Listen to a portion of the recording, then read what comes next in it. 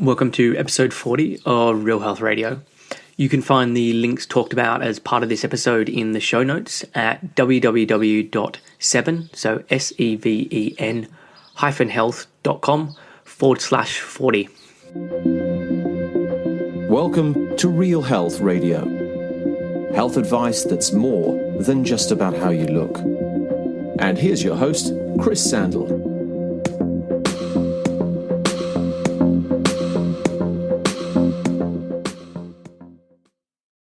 Hey guys and girls, and welcome to another installment of Real Health Radio. And this week's show is another one where it's just me going over a particular topic. And this one is a personal one, and it's based on an overeating experiment that I did at the start of this year. And if I were to ask most people how to lose weight, I bet the response would be, or the one that kept coming up would be, eat less, move more. And this mantra has been uttered so many times that it's now just part of our everyday rhetoric. But while I think calories in exercise can contribute to weight loss or weight gain, I don't think it's anywhere near as straightforward as it's made out to be. I'm someone who has a natural propensity not to put on weight. Sure, there are times when my weight has increased, but the vast majority of times my weight is pretty steady. It may move up and down, but this is within a band of a couple of kilos, and it rarely moves outside of that band.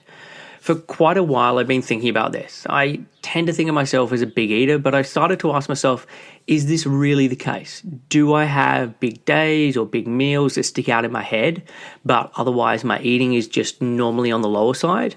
Or do I genuinely eat a lot of food and my weight is just steady?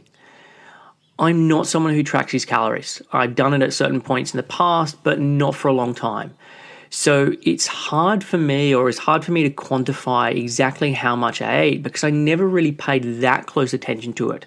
I'd eat when I was hungry and I'd stop when I was full, well, like at least most of the time. But in terms of actual figures, I couldn't tell you. So I decided to do a challenge myself. Starting on the 25th of January and for a period of 12 weeks, I was going to eat 3,200 calories per day, every day as a minimum. If I was still hungry, I could eat more, and there were going to be days where I would see just how much I could fit in if I really tried.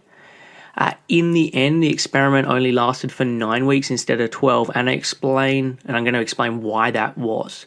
So on today's show, I want to talk about the experiment and how it impacted on my weight.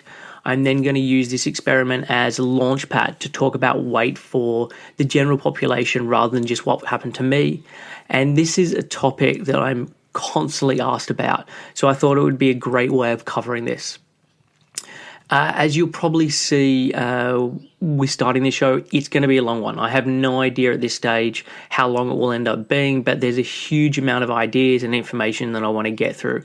So I can hope you can stick around for the whole of it, and if you need to listen to this in chunks or in parts, then do so. So a bit of background with the experiment. Why did I pick 3,200 calories? I wanted to go for a figure that was well above my requirements, and this part I'll cover in a bit, but I also wanted to be able to keep it up. Most people can have a big day of eating, and there are probably days in my everyday life where I hit 4,000 calories or 4,500 calories, but there is a difference between one big day and then keeping this up consistently. Typically, if I've had a big day of eating, the next day I'm not so hungry. Or if I'm on holiday, I can eat lots on the first 2 or 3 days, but as time goes on, the novelty drops off and so does hunger. While I wanted to challenge myself as part of this experiment, I didn't want to back myself into a corner where after week 1 or week 2, I just couldn't keep it up. So for about 7 to 10 days before starting the experiment, I started to track my calories and tried eating lots of food and seeing where my calories would come out and where felt okay. Some of the days I would hit 3,500 calories, but it was a real stretch and I didn't feel that it would be doable over an extended period of time. So I looked at 3,200 calories and the days that I'd eaten that, and it felt like it was going to be a real struggle and it was going to be work, but I was confident that I'd be able to do it. And the idea was also to set the minimum and to try and go above it. So 3,200 calories became the figure that I was going to aim for. The calorie tracking app that I used was a product called Tummy, and it's actually an app that's been created by a past client of mine. I was never and have never really been happy with the online trackers, so things like MyFitnessPal, Chronometer, just never been happy with them. So I'd reverted back to using an Excel spreadsheet with clients. But with Tummy, it allows me to do everything I want with the tracking software, plus lots of other things apart from just counting calories. When starting the experiment, the app, Tummy app, was still in development, so it was perfect for me to be able to test this out thoroughly, and so it felt like I was killing two birds with one stone. For those who are interested, I have recorded everything I ate for the whole experiment. But again, this is going to be something I'm going to come back to because things with calories aren't as straightforward as they may seem. In terms of exercise as part of the experiment, I was going to be doing what I normally do. Really, it was just the eating side of things that I was changing, but every other part of my life I wanted to stay the same. So my normal exercise routine is walking the dog every day, and this is between 1 to 2 hours.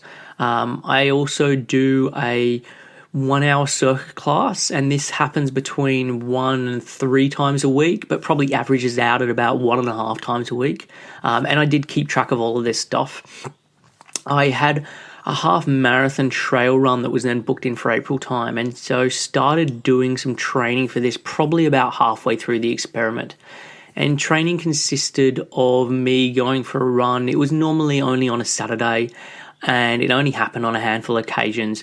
And it would range from anywhere from about 10K through to I did a couple of half marathons in training.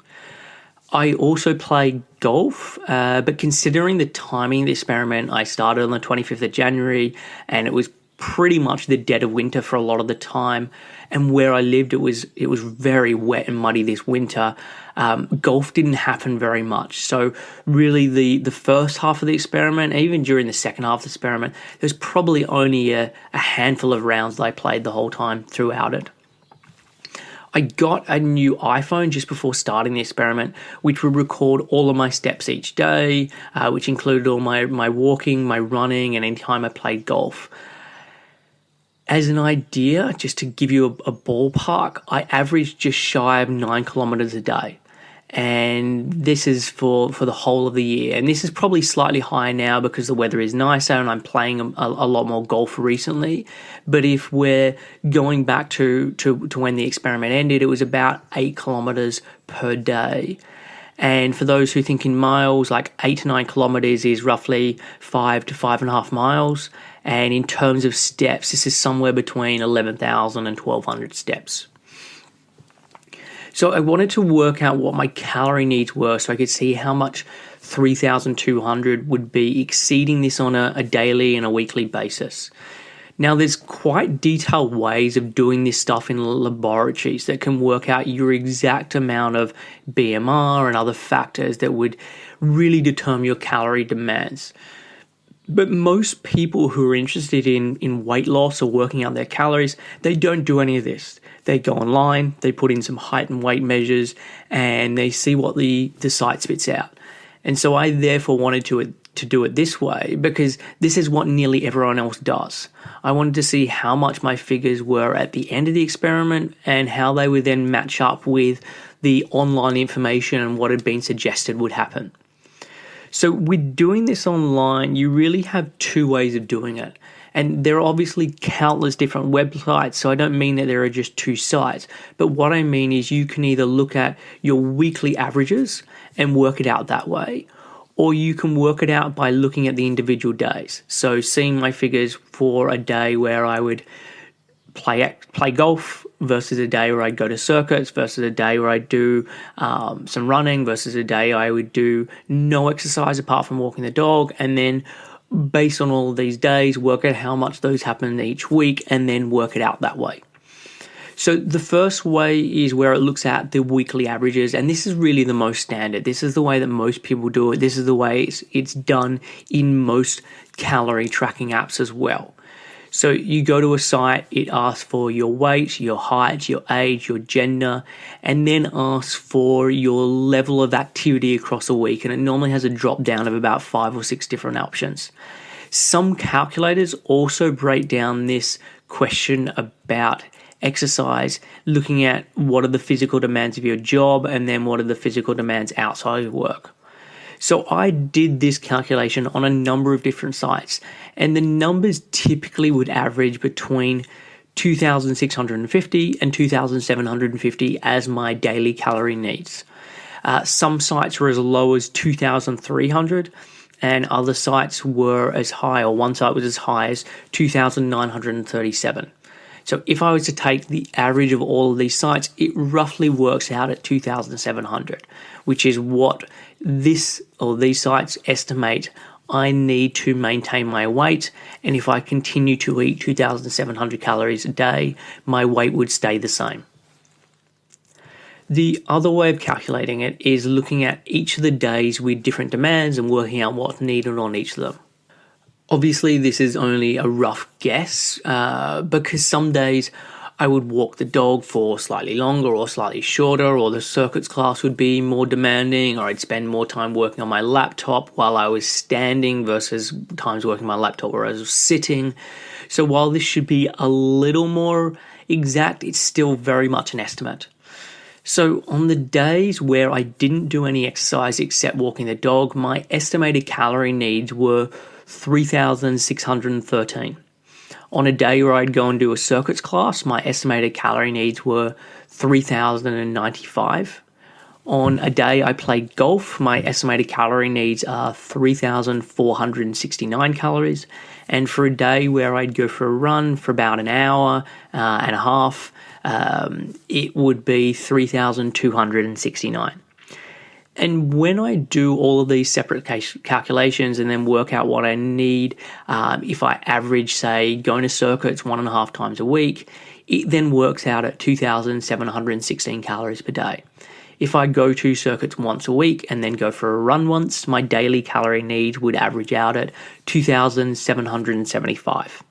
If I go to circuits once a week, then play golf once a week, my daily calorie needs when averaged over a week are 2,804. So even with all of this extra work with the calories figures, they come out about the same. And that is that the estimate is I need somewhere between 2,700 and 2,800 to maintain my weight given my daily activity. So for the experiment, I went with the slightly higher number and assumed that on average I'd need 2,800 calories each day, despite the fact that I was aiming to eat 3,200 calories or above. So with all of this explanation and groundwork, let's get started with how I got on. So on Monday, the 25th of January, the first day of the experiment, I weighed 64.5 kilos or 142 pounds. And this was for first thing in the morning, straight after waking, before I've had anything to eat, which is how I weighed myself the whole time throughout the experiment, which I did basically every day, barring a couple of times where I forgot or I was away. As I mentioned earlier, for the 7 to 10 days prior to starting the experiment, I was playing around with the different calorie figures and was on some days eating a real lot of food and realizing what was ahead of me for the last couple of days before I started. I really cut back my calories. I wasn't actively restricting, but I was intentionally having very light meals to try and build up some hunger before I started the experiment.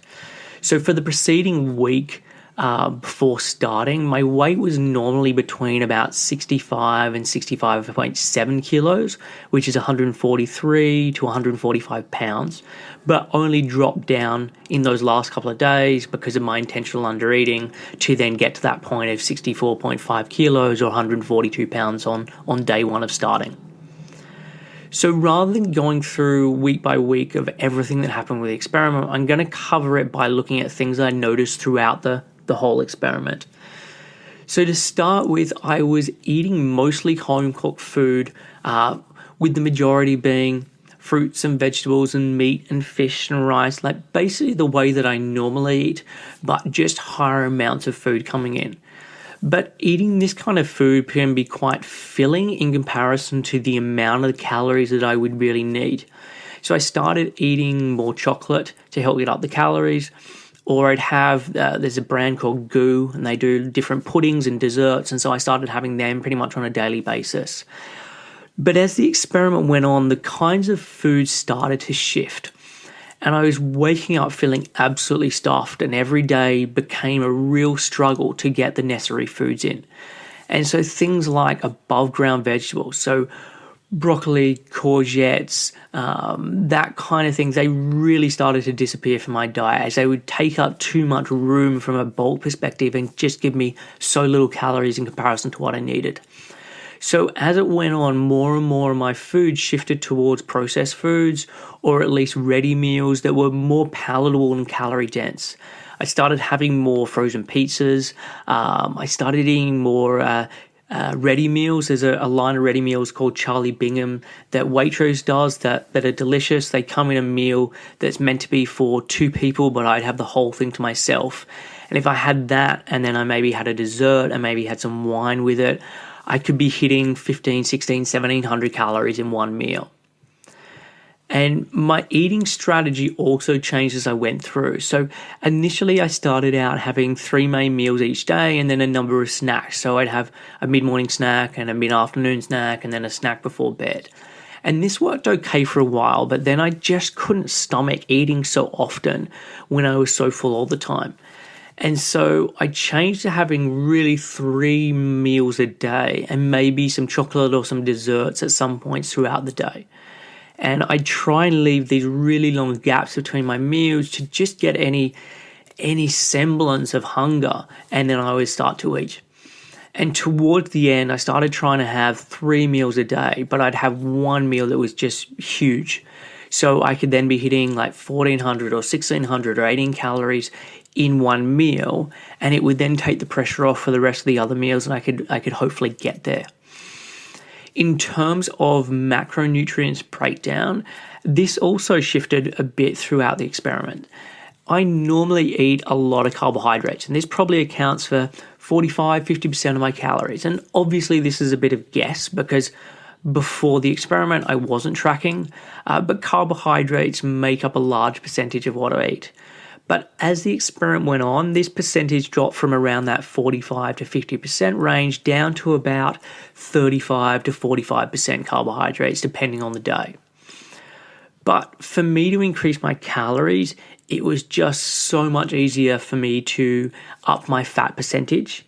And this was normally through added fats. So for my eggs in the morning, I would add a huge chunk of butter. Or when I was having white rice, I would add lots of butter or lots of olive oil. And so I became very liberal with my fat usage. In the whole scheme of things, my fat percentage was probably pretty low in some people's books. I see certain proponents talking about making fat 50 or 60% of your calories, and I got nowhere near that amount. But I'm normally probably around 25 to 30% for fat, and this then shifted up to somewhere between 30 to 40% as part of the experiment, depending on the days. My protein was pretty low a lot of the time and would be coming out normally between 15 to 20% of my calories. And when I say low, this is relatively speaking.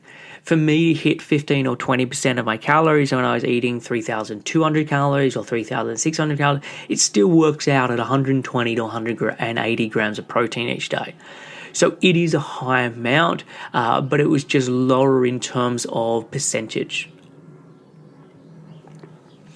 But I was really conscious when I started this experiment that I wanted to have a real mix of things. I didn't want people to be able to say that my results were because I was high carb or low carb or high fat or low fat or because I was eating whole foods. I really wanted to eat the whole gamut of foods as part of the experiment, and I really did. On the second last day of the experiment, I went out for breakfast at a nice cafe and had some French toast with some banana and some bacon and then tons of maple syrup. For lunch, I then went and had KFC, and then for dinner, I went and had McDonald's. And so on that day, I hit 3,800 calories. So really, no one can accuse me of only eating healthy foods. And these kinds of meals weren't just occasional exceptions, but accounted for a fair amount of what I ate, especially towards the end of the experiment. I also started having alcohol a lot more in my life to up my calories. I'm not normally a big drinker, although I do like going out for a drink. And if I go into London to meet up with friends, I'll definitely have a drink and probably have a lot to drink. But as the experiment went on, I was having a glass of wine most nights, because if I had a big glass of wine with my dinner, I could get in an extra 200 calories for that glass. There were a couple of nights or a couple of days that were very boozy in my attempt to really get my calories up. So for one day, I hit just over 4,500 calories, and 1,000 of those calories came from me having 5 pints of beer. On another day, I was just shy of 4,900 calories, and 1,400 calories were due to having a bottle of wine and then lots of beers. And there is a lot of research to show how liquid calories aren't registered in the body the same way as these calories are if they came in food form. Part of the issue with people drinking soda or fizzy drinks is this fact, and much more than the sugar or the additives or anything along those lines. It's that people who drink them tend to increase their calorie intake without noticing any difference in their fullness levels. Despite this, I really didn't drink fizzy drinks that much. I rarely drink them in my everyday life and just didn't think to be adding them in as part of this experiment. I did definitely up my water intake though, and eating so much food just made me much thirstier and increased my body's need for water. It kind of took me a while to realize this, and that I needed to up things. And I would be getting to the afternoon time and just having very dark urine in the afternoon and the evening. So I slowly started to up my water, and that would then prevent it. One thing I do want to stress is just how hard this really was. Like, you may be listening to this and thinking, wow, this sounds amazing. You got to eat all this food, you got to do all this drinking, and that you would love to be able to do it. And maybe you would like to do it for a couple of days. But as time goes on, the novelty really wears off. Constantly feeling full, and then knowing it's, say, 5 o'clock at night and you still need to get in another 1,600 calories, it really starts to suck. And if you just forget about the calories figure for a minute, because there's probably people who think 3,200 calories is a huge amount, and there's probably other people who think that's actually not that much food, that's what I eat every day, and I feel fine doing it. For the experiment, I ate significantly more than I ever have in my life and kept it up consistently. I was eating to the point of not being able to eat another mouthful and doing this meal after meal, day after day. I actually reached this really strange point of being hungry but full at the same time. So I wouldn't have eaten for, say, I'd have my breakfast and I wouldn't have eaten something for 6 or 7 hours. And there would be this strange sensation of a little bit of hunger, but at the same time, food would still be sitting really heavy and I'd have this overwhelming feeling of fullness. I remember years ago when I did my first detox, and it's not something I do anymore, but it was one of my first forays into getting into health. And the detox was for 4 weeks. And as part of it, you could eat as much as you wanted. You just weren't allowed to eat certain foods or ingredients. So it was a vegan detox, but you also weren't allowed to be adding much oil with your cooking, no sugar, no salt, and there was other stuff you weren't allowed as well. So it was mostly fruits and vegetables and beans and pulses and brown rice and that kind of thing. And at this stage, when I first did this, I was coming from a diet that was very sort of high in fast food. And up to that point, I typically never thought about what I was eating ever before. And it was a real shock. And I remember as part of this detox getting this sensation where I would be full from a meal, but at the same time, I was not getting, or I hadn't got any satisfaction from it. So I'd be full, but there'd been no enjoyment from the meal. And while the detox was very different from this overeating experiment, there was definitely a similarity in that sensation where there would be this fullness and hungry at the same time, albeit coming from totally different reasons. While the eating experiment was initially meant to last for 12 weeks, in the end I could only manage to do it for 9. And it was about 2 weeks in when I realized how much it was really tough. And so I decided to shift it from being 12 weeks to 10 weeks. But then towards the end of the 8th week, I was just really broken, and I knew I just couldn't keep it up for another 2 weeks, so I decided to make it 9 weeks at that stage. In terms of changes in symptoms over the experiment, apart from the fullness that I noticed, there wasn't huge changes. I'm normally someone who's a pretty healthy guy. I feel fairly good, so I don't have a lot of issues going on. The fullness, it really was an issue. And after the first or the second week, I actually started taking digestive enzymes and HCl tablets. It was typically worse in the morning time, and I'd finish breakfast and I'd be out walking the dog, and I had this really strong sense of nausea, and even to the point where I actually thought I was going to be sick a number of times. And so the tablets would help a little bit with this, but I think they had a pretty uphill battle considering how much I was eating and how much I was working against my body and just continuing to eat despite it telling me not to. I was much warmer while doing the experiment, and I'm a pretty warm guy anyway. I wasn't taking my body temperature, but I was wearing less clothes. And the kitchen of my house is normally pretty cold, which is lovely in the summertime, but not so much in the wintertime. But even in the middle of winter when I was doing this experiment, I was finding that I'd be doing my kitchen or my cooking in the kitchen, and I'd be bare feet and I'd be on the cold tile floor, and I was really enjoying the cooling sensation from it. My sleep throughout the experiment wasn't as good as it normally is, but I did have some other stuff going on outside of just all the eating, so it's hard for me to say was it the food or was it for other reasons. My sleep was just a little broken, which is something that doesn't normally happen. There were definitely nights, though, where I would go to bed and it would take me a long while to get to sleep, and that was because I was so full and feeling so uncomfortable. Stools-wise, things were probably a little looser than they are normally. While in some sense I felt like food was sitting heavy and it was moving very slowly and I was all blocked up, in other ways it felt like my transit time really increased and the body was trying to just get things moving and get things out of the body. And my frequency of passing a stool also increased, and I was going 3, 4, 5 times a day. My mood probably wasn't as good throughout the experiment, purely because of the fullness and the knowledge that despite my fullness, I was having to eat again shortly. There would be days where would be hungry and things were fine and mood was okay, but there'd be other days where I'd be so full and it was really tough. And my girlfriend actually commented at some point of how much she was looking forward to it being over, so I'd be able to stop complaining about the fact that I was so full every time I'd sit down for a meal. And I definitely had feelings of being irritated or annoyed or just resenting the fact that I had to keep doing it. But this wasn't all of the time. But really considering what I was putting my body through, I was surprised at how little changes I really felt on the symptom front. Keeping a log of everything I ate was interesting. One of the things that really surprised me was how easy it was to forget what I had eaten. And I tried to do things as I go, so I'd be updating meals as soon as I was having them and snacks as soon as I'm having them.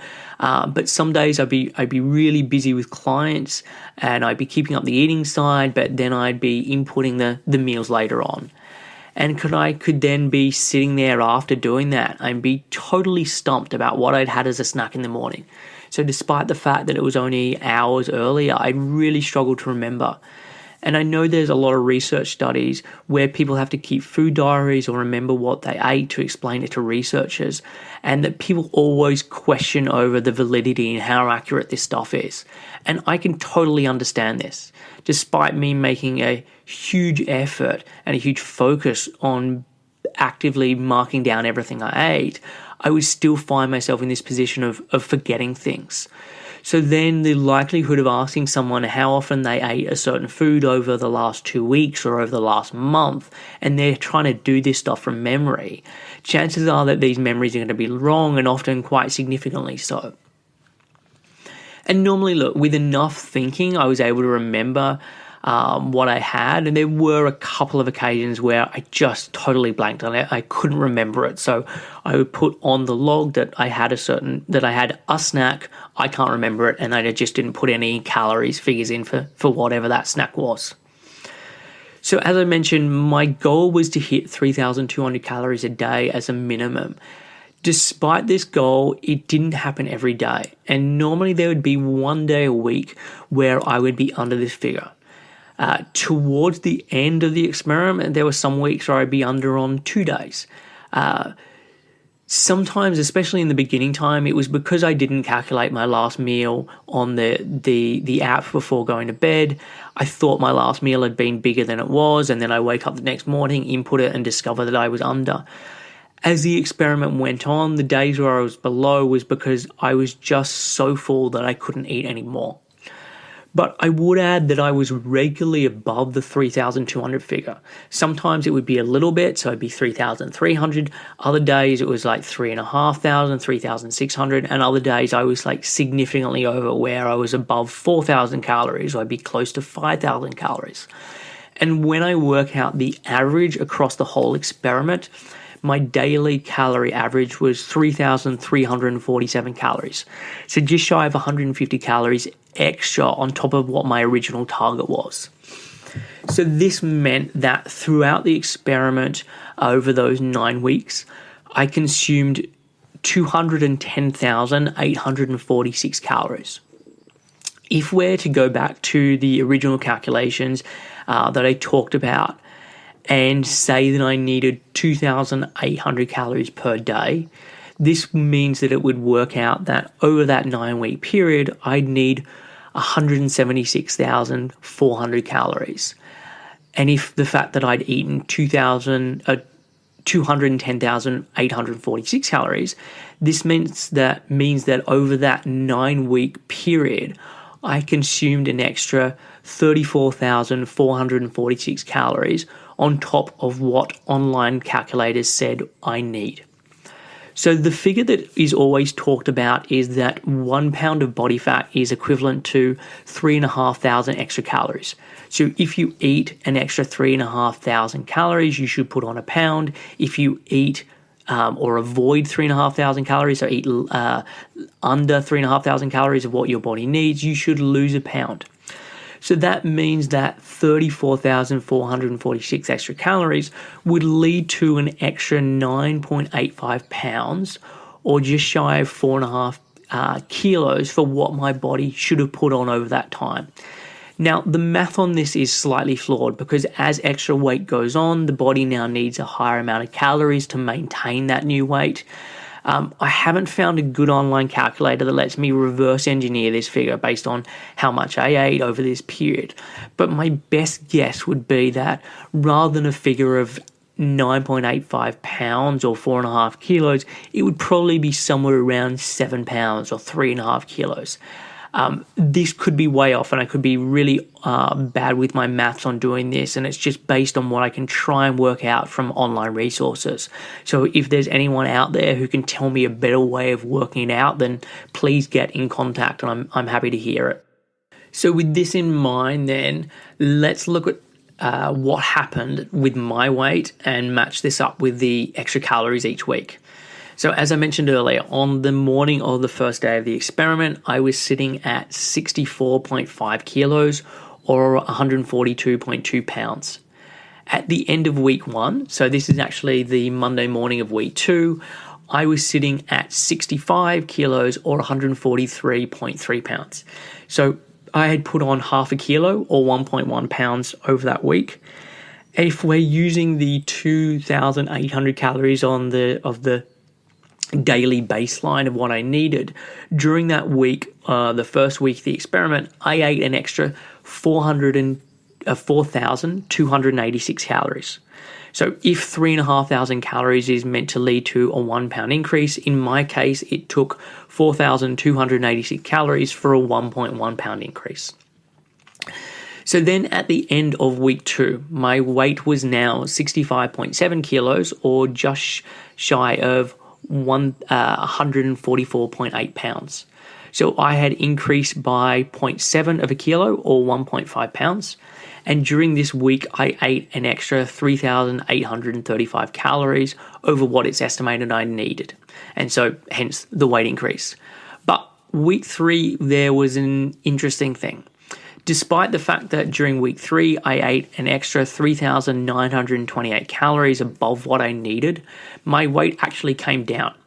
So I finished week 3 weighing 65.5 kilos or 144.4 pounds. So I lost 0.2 of a kilo or 0.4 of a pound despite all of the extra eating. Week 4 went back to what you would expect and my weight went up again. So I finished the end of week 4 weighing 66.1 kilos or 145.7 pounds. So this is an increase of 0.6 kilos or 1.1 pounds. And during this week, I ate an extra 4,378 calories. So again, if it's meant to be 3,500 calories to increase an extra pound, for me, it calls for a lot more than this for this to happen. Week 5 was my biggest weight gain and also my biggest week of eating. So in week 5, I ate an extra 5,381 calories above what the online calculator estimate I need. And this is keeping in mind that I'm estimating on the higher end of these estimates. And at the end of week 5, I now weighed 66.9 kilos or 147.4 pounds. So this week was an increase of 0.8 of a kilo or 1.9 pounds. So just shy of 2 pounds over that week. Week 6 was where I reached my highest weight, albeit only marginally more than the week before. So I finished week 6 at 67 kilos or 147.7 pounds. And despite eating an extra 3,959 calories this week, I put on only an extra 0.1 of a kilo or 0.2 of a pound. But from week 7 onwards, despite continuing to eat significantly more than what I need and eating to the point of basically feeling ill most of the time, my weight began to drop down.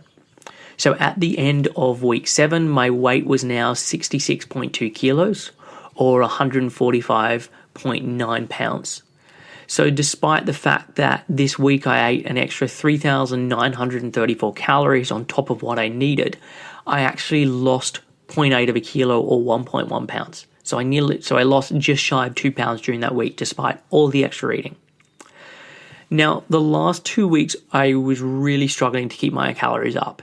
It was much more erratic with my eating. So there would be days where I'd only manage 2,300 calories because I was just so full. Although the days prior to the 2,300 calories, for 2 days I'd eaten 3,800 and 3,800. And so I knew I was getting to the end and I was just trying to do my best to keep the experiment going. At the end of week 8, my weight was 66.1 kilos or 145.7 pounds. So I dropped a tiny amount, coming down 0.1 of a kilo or 0.2 of a pound. And during this week, I was 2,709 calories above my calorie needs. So really nowhere near the heady heights of 5,381 calories, which I'd done in week 5, but it was still a lot of food. And then at the end of week 9, and also at the end of the whole overeating part of this experiment, my weight had then come down further. And so I finished on the final Monday weighing 65.7 kilos or 144.8 pounds. So a further drop of 0.4 of a kilo or 0.9 of a pound for that last week. And during this week, I ate an extra 2,586 calories above what it's estimated I needed. So this was the lowest amount of calories of all the weeks. So after 9 weeks of eating as much as I possibly could, I ended the experiment only 1.2 kilos or 2.6 pounds heavier than where I started. So for me, eating an extra 34,446 calories above what I apparently need only led to 1.2 kilos or 2.6 pounds of an increase in my weight. I can't tell you how pleased I was when it was over. For the last couple of weeks prior to the experiment ending, I'd actually started to fantasize about doing a fast. And I've never done a fast before in my life. I never had any real desire to do one. But after being so full for so long, it felt like it was the perfect thing to do. And it kind of reminded me of the Minnesota starvation experiment, which was a famous experiment done back in the 1944 to 1945. And it's a really fascinating experiment, and I'm going to do a whole podcast show dedicated to it. But if you've never heard of it, as I said, done in Minnesota between 44 and 45, they took 36 men who were then put on a restrictive diet for 24 weeks, and they were studied to see what happens to them physically, mentally, and emotionally in response to starvation. And many of the participants, pretty much all the participants, started to dream about becoming chefs and becoming restaurant owners and dreaming up food. They would spend all of their time reading cookbooks. They'd be staying up till 5 a.m, flipping through different cookbooks and recipe books and basically anything they could get their hands on that related to food, so stuff about agriculture. And so because of this level of starvation, their interest in food drastically increased. And for me, because I had been full for so long, I had a similar fantasy, but for me, it wasn't about eating, it was about doing a fast.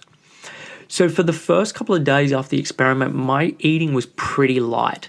I had more salads, I had more above ground vegetables, and all of the low-calorie whole foods that I had been avoiding because they just weren't calorie dense enough.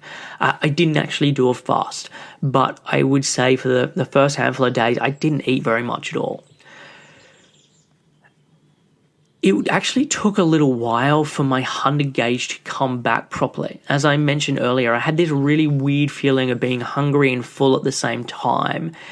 And so now that I didn't need to override that sensation to get my calories up, it left me in this limbo land where I just didn't know what feeling I was really getting. And it probably took about 3 weeks or maybe even a little bit longer for this to fully disappear. And that's after me doing an experiment for only 9 weeks. And so many of the clients that I work with have this same sensation of not being sure if they're hungry or if they're full or if they should be eating or whatever. And rather than coming from a place of overeating like I had, it's coming from a place of restriction that they've been doing for so many years. So if they have been following diets, if they've been restricting for years or even decades, they have this feeling of not really knowing what their body's telling them. And the complaint in the beginning when I'm starting to get them to focus on their body signals and their intuition is they just have no idea what it's saying. And I totally get this. If I can experience this after doing a short experiment for 9 weeks, then they can sure as hell experience it if they've been dieting or restricting for a large percentage of their adult life. But like I experienced, it does go away. And probably for these clients, it's not in 2 weeks because it's been going on for so long for these people.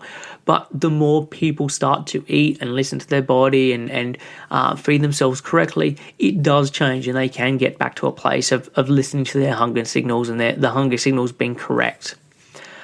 I was pretty surprised at how the process started to affect my body image and my thoughts about weight. And this was more of an issue once the experiment was over rather than when I was doing the overeating.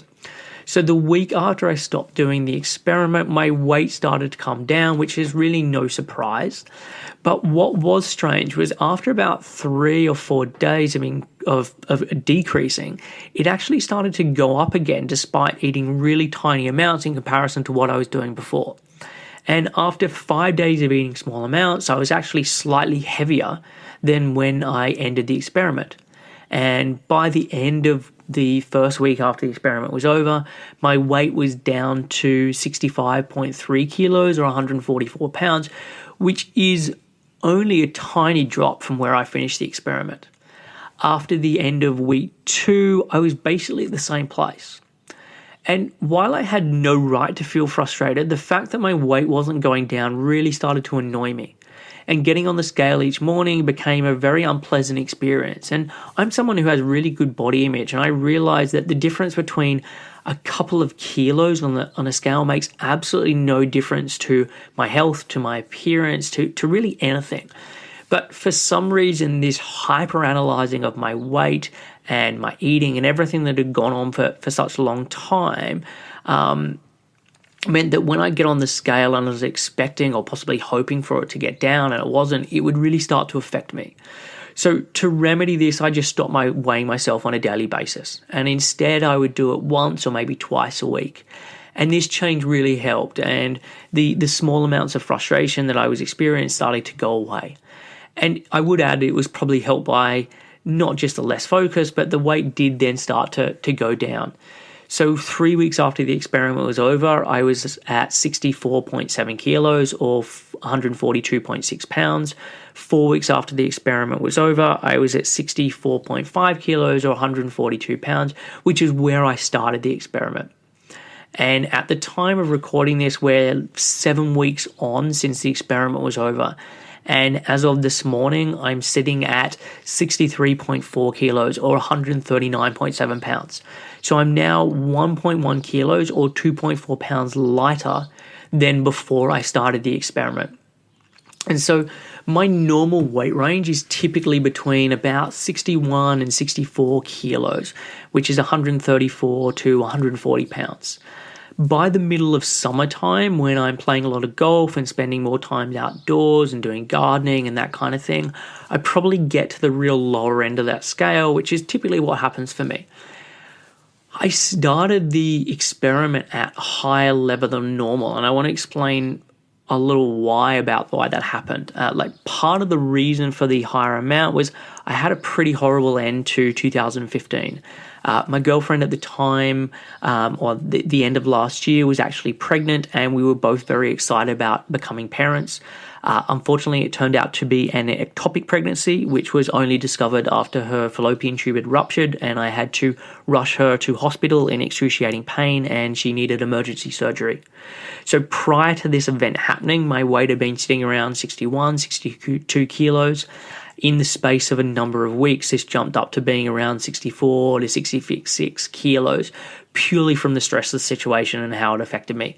I was actually eating a lot less than usual when this was happening, but my sleep was poor and there was a lot of stuff that I needed to be focusing on in terms of my personal life and comforting my girlfriend and comforting myself, etc. And so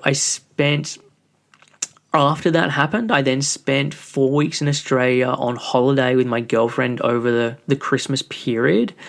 And as is typical with holidays, especially if I go and see family, it really was a bit of a non-stop eat-a-thon.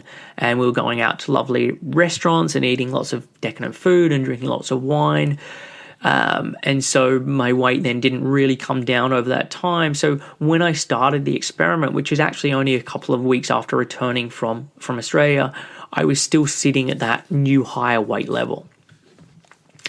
So with all of this information about the experiment in mind, I want to now look at weight in a more general sense rather than just what happened to me.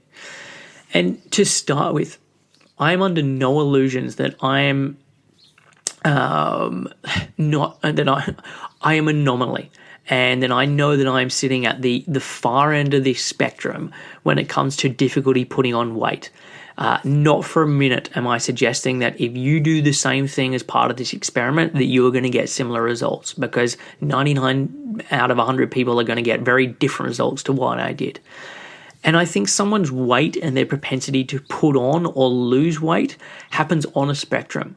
And while I may be at one end of the spectrum, there can equally people who experience the exact same of what I did in reverse at the other end of the spectrum.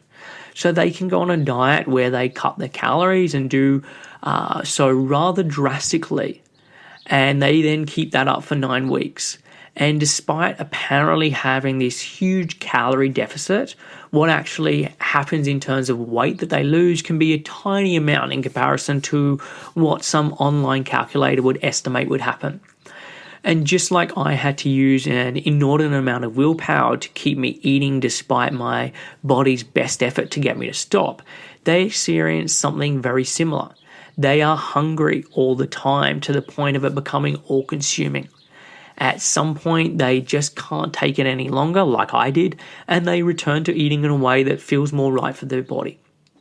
Within a short space of time, they're back to where they started weight-wise, and then a couple of weeks after that, they're now heavier than where they started.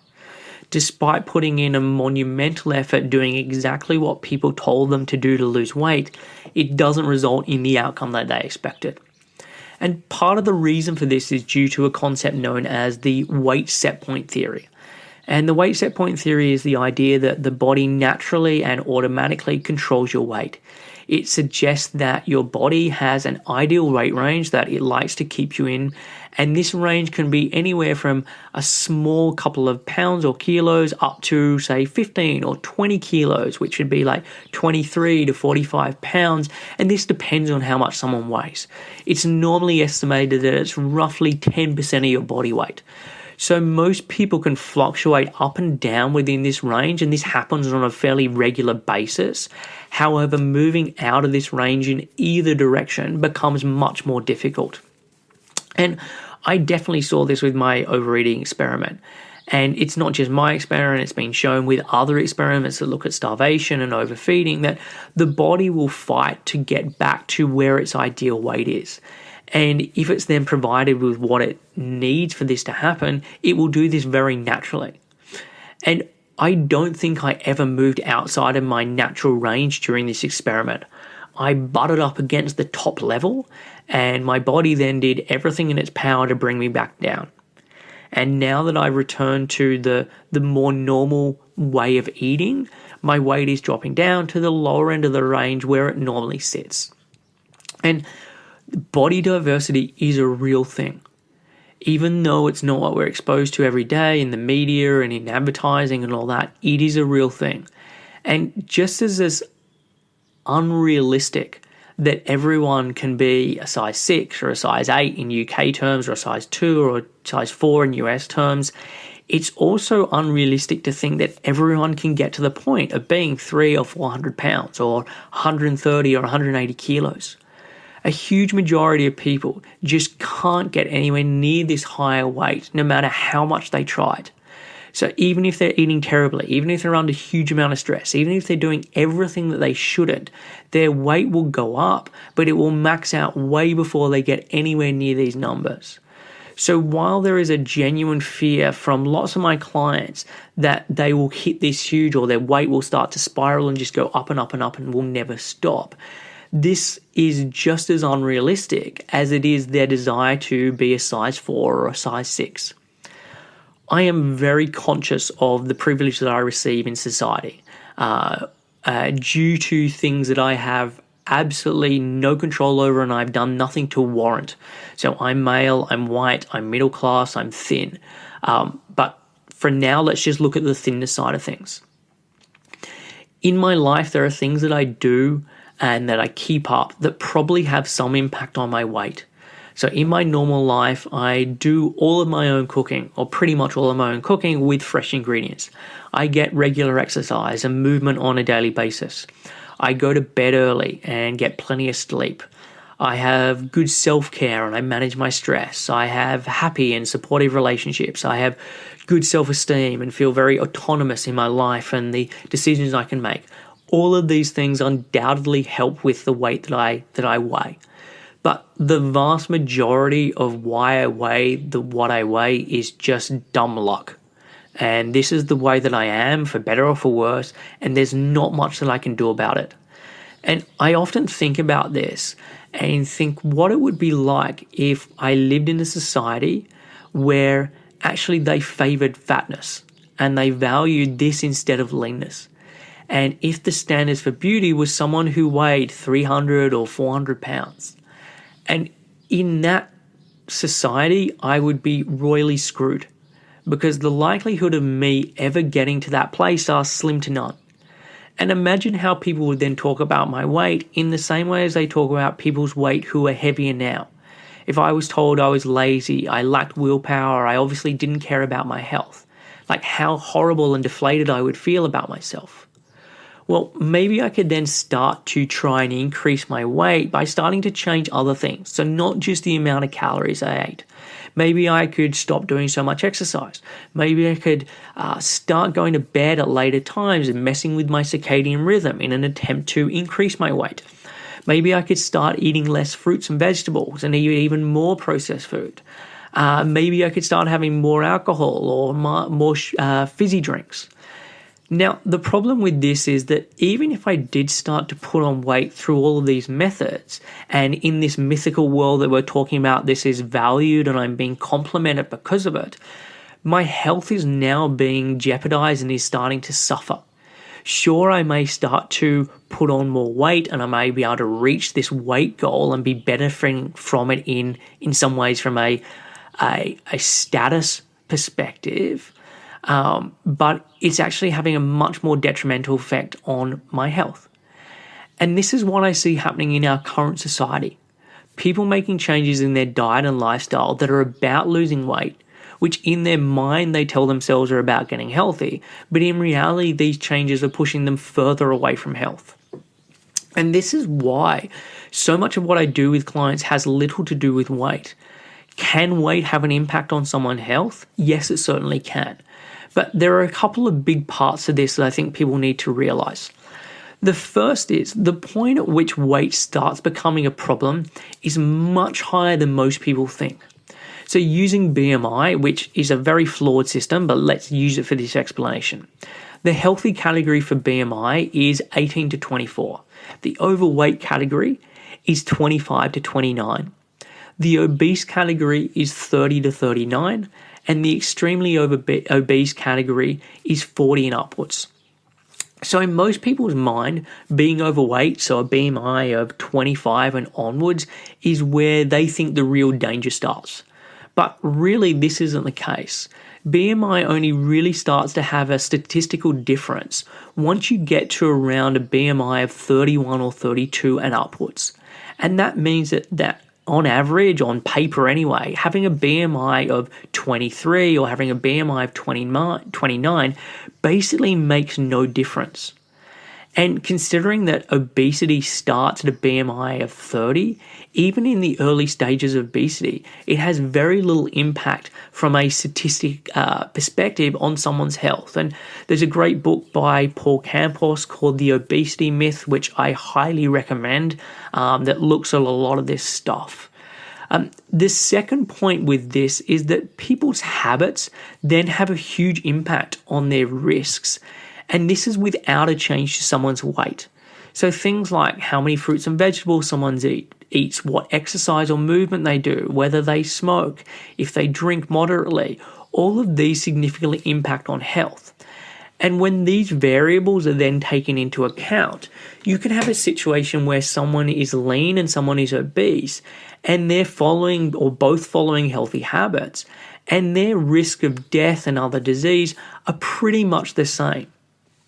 And so this can be the case even if we're talking about people who are over that magic number of 31 or 32 BMI. Because the thing to remember is with all of this is you're looking at statistics and you're looking at trends at a population level, but this is very different to what happens for an individual. So for example, let me use a BMI of 35, which is squarely in the obese category. Maybe for a large percentage of people who sit at this weight, they are there because of poor habits. They eat badly, they do little exercise, they smoke and they drink heavily, they get poor sleep. Their lifestyle habits, which become correlated with their weight, create a worse statistical outlook for them. But then you have someone else who sits at a BMI of 35, but rather than being there but because of poor habits, it's just because of where their body naturally wants them to sit. So they eat well, they exercise, they don't smoke or drink, they get good rest, they love their job, they have happy relationships. Despite sitting at a BMI of 35, they keep very different habits to the other people who are sitting at a BMI of 35. So while on paper their weight is the same, the outlook for them is very different. And this is why so much of what I do, again, is focused with clients not on weight side of things, but on creating habits that support their body and doing these regardless of what then happens with their weight. And in our weight-obsessed society, I understand that this can be really hard for people to get their head around. And the question I always get is, well, if these people are now keeping up healthy habits, how come they aren't svelte and slim and they aren't losing weight? To which I would now like to respond with, well, how come I can eat just shy of 35,000 calories in 9 weeks and have my weight only marginally increase? Our bodies aren't simple calorie abacuses, and this is what most people want to think they are, but they really aren't. What I do want to add, though, is if you have someone who is lean, who is keeping unhealthy habits, and then you have someone who is obese, especially at the higher end of those obese categories, who is also keeping up unhealthy habits, the person who is in the leaner category has much better of an outlook. And their outlook is also not great, but that's when being overweight or being obese, that's when it starts to make a real difference. But if someone is then keeping up healthy habits, then it is less of an issue for them. And it should be more about those habits that are creating health as opposed to just the weight. So a legitimate question then with all this information might be, do I believe in calories in and calories out? And the answer to this is yes, I really do. But I would also add that it's never as simple as it's made out. And making the mistake of believing that calories in versus calories out is the same as eat less and move more is hugely incorrect. So what I want to do now is I want to spend a bit of time looking at calories in and calories out because it's something that people are very confused about. It will also show as I go through this why some of the figures that I've been using in terms of the calories I consumed as well as the calories that you think you're eating may be less accurate than you believe. And a lot of this information has come from a couple of great articles by Precision Nutrition and an article in Gizmodo, all of which I'm going to include in the show notes. So you can find that at www.7, so seven-health.com/40. So let's start with the calories inside of the equation. People think that this is just really easy and really straightforward, that if you just look at the food that you eat and then you look up the calories of everything you eat, like I did as part of the experiment, then you can know the exact figures. But this is flawed for a number of reasons. So the first is that calorie figures are very imprecise. Every potato that weighs, say, 120 grams doesn't contain the same amount of carbs, protein, and fat. Every chicken breast of 200 grams doesn't contain the same amount of carbs, proteins, and fats. Individual foods can vary, and they can vary significantly. But despite this, we use standardized figures. So the variety of the food that you're eating, so what type of potato, what type of strawberry can have an impact. The growing conditions, like the soil or the temperature of the weather at that time, or how much water they got, when the food was picked, or if we're looking at it from an animal perspective, like what the animal was fed, what was the age of the animal when they killed, like all of these things plus a multitude of other factors can all affect the energy that is contained within a food. So the figures that appear on an online tracking software or even the figures that appear on the back of the pack of the food that you're eating are often standardized figures that may or may not match up with what the food actually contains. And the error rate for this stuff can be really high, it's up to as high as 50%. So to put this in real terms, a 6-ounce steak could contain 323 calories at the low end or could contain 506 calories at the high end. A large sweet potato could contain 231 calories at the low end and up to 705 calories at the high end. Like, these are massive differences. The Gizmodo article does a really great job at explaining the history of all this stuff and how we came to the standardized numbers around calories, which at least for I found really fascinating. So again, the article is linked in the show notes, so I'd recommend checking it out. The next part of the calories in equation that is dubious is that we don't absorb all the calories that are in a food. And this is for two reasons. One, it comes down to the individual and what their digestive capability is like. So things like stomach acidity, the level of different pancreatic enzymes, even things like gut bacteria. And then the other is that certain parts of food or certain foods, no matter how good someone's digestion is, part of that food is not going to be absorbed. And this can be because of fiber, it can be because of like the hardness of the food for things like nuts. So the exact calorie figures that are listed can then differ to how much someone absorbs. And in my experience through the overeating experiment, it definitely felt like I was digesting less as time went on. It was like my body was just trying to get this stuff through and then get it out, and the absorption and digestion was much less effective due to the increased transit time that my body was now running at. And to give an example of just how much gut bacteria can have an impact on weight, I want to use two different experiments. So one was research looking at sets of twins where one of the twins was lean and one of the twins was obese. They then took gut microbes from each of these twins and inserted them into mice. The mice that had received the gut microbes from the obese twin gained weight. The other mouse remained lean, and this is despite the fact that both of the mice were eating the exact same diet. So this is a change in the amount of calories that are absorbed, or there's possibly some other mechanism, but the actual calories that they are eating remained the same. Another example is a lady who received a transplant of gut microbes from her daughter, and this was to treat an intestinal infection. The transplant was a success in that it treated the infection, but since the lady's had the transplant, she's gained more than 40 pounds, which she's been unable to shed through diet and exercise. And the only thing that has changed is her gut microbes. And I know this sounds very anecdotal, and it is. It's not part of a double-blind, placebo-controlled study or anything along those lines. But the only change that she had was the microbes.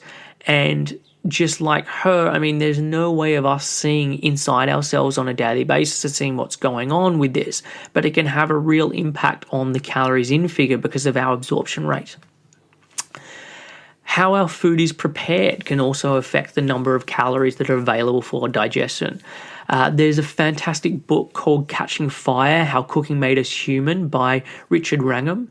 I read it a couple of years ago, but it was also referenced in the Gizmodo article. The premise of the book is that the big thing that allowed us to become the humans that we are today is cooking. And it's because cooking breaks down tough parts of meat and plants, making the calories much more readily available. And this meant that instead of spending hours and hours of a day eating and chewing and digesting fibrous foods, we were able to get all our calorie needs much easier, allowing us to grow bigger brains, but also to have the time to do the other things that help us to advance and become the societies that we are today. So cooking a food can massively alter the food's available calories, and often this isn't estimated correctly when looking at online calorie figures. So the difference between eating vegetables that are raw, eating vegetables that are lightly steamed, eating vegetables that have been then boiled and blended into a soup can change significantly. And if you then multiply this across multiple meals across many days, the differences can really start to add up. So the final way that the calories in figure can be off is that people just aren't very good at eyeballing their portion of food. So if someone is weighing and measuring every last thing that they eat, then this part won't be an issue for them. But very few people do this, and nor should they. But if you're trying to make an estimate but are off a little here and there, over the long run, this can really start to add up. So for me, as part of the experiment when I was home, I was trying to weigh everything to be as accurate as possible. But I know this didn't happen every single time. Or if I was making a big batch of something, I would then have to estimate how much of a portion I think I had as part of that batch, and that could be off a little bit. And this was even harder when I went out. If I went to the pub and I had a burger and chips or some fish and chips, or I had a pizza, like knowing the exact calories for this meal was impossible. Even getting in the right ballpark was pretty tough. So I'd come home, I'd be looking up lots of different variations of things online for burgers or pizzas or whatever, and those things can vary significantly. And I'd then be picking the one that I thought felt about right. But obviously this is still a lot of guessing. And my goal was always to err on the lower side. So if anything, my calories would be lower rather than higher, but I still have no idea if this was actually the case. So when we combine all of these different things together, it makes the calories inside of the equation not so accurate. So with all the figures I was mentioning earlier, these are my best guesses, but with this stuff taken into account, you can see that there's a fairly significant margin for error. But what I want to mention, and as I mentioned earlier on, even if I forget the figures, I know personally I couldn't have eaten any more than I did. And even if I've wildly overestimated what I consumed, this would also mean that my body reaches a point of fullness much sooner, meaning that my ability to maintain the weight that I do isn't because of willpower, but because of my body's inbuilt functionality that tells me to stop eating. But if you're sitting there thinking, wow, okay, this probably means that calorie tracking or keeping a track of calories is totally pointless, I would say that I still use this a lot with clients. And what I always say is that it's not an exact science. It can help people to have a bit of an idea of what's going on, and it can be something that is then used alongside other methods. So getting people to see what's going on with their intuition. What is their hunger? What is their fullness like? What is going on with different symptoms, and how do they feel eating different foods or at different amounts? And so while tracking your calories isn't going to be 100% accurate, it doesn't mean that it's a totally futile exercise. And for a lot of people, it can be useful as long as they keep that idea in mind. But this also means it's not for everyone. And I don't use calorie tracking and looking at it for every person I work with, especially because a lot of the people I'm working with are coming from a place of disordered eating or other issues going on. So when making that decision, people need to keep context in mind and work out, is it going to be appropriate for them? Is it going to be helpful for them? But if someone's looking at this or coming to this purely from a health perspective, they don't have anything going on from disordered eating or anything along those lines, then yes, I think looking at calories can be helpful if people are doing it in the right way. So now that I've poked some holes in the calories inside of things, let's have a look at the calories outside of things. When people think about calories outside of the equation, they really just think about exercise, but exercise is only just part of it. So the first part of the calories out equation is resting metabolic rate, or RMR. This is what your body uses each day, maintaining the most basic bodily functions. So things like breathing, circulating blood, growing and repairing cells. I often describe this with people as what you need if you're in a coma. And the figure for RMR depends on weight, body composition, sex, age, genetic predisposition, possibly the bacterial population of your gut. But in a general sense, as your weight increases, so does your RMR. But RMR can vary quite significantly from person to person and can go up and down about 15%. So despite no more or less effort, someone could need to add or subtract a couple of hundred calories extra every day. And one of the big things that could also affect RMR is dieting, which seems to really reduce it. And this, again, can be quite a significant reduction. So, for example, you can have someone who has never been overweight and they've always been the same weight in their adult life, and they can maintain that weight pretty easily. And the person, as part of maintaining that weight, eats 2,500 calories each day, and if they do this, things are steady. You then have someone who was previously heavier, and they've now dieted down to get to that same weight as that person who's eating 2,500 calories a day.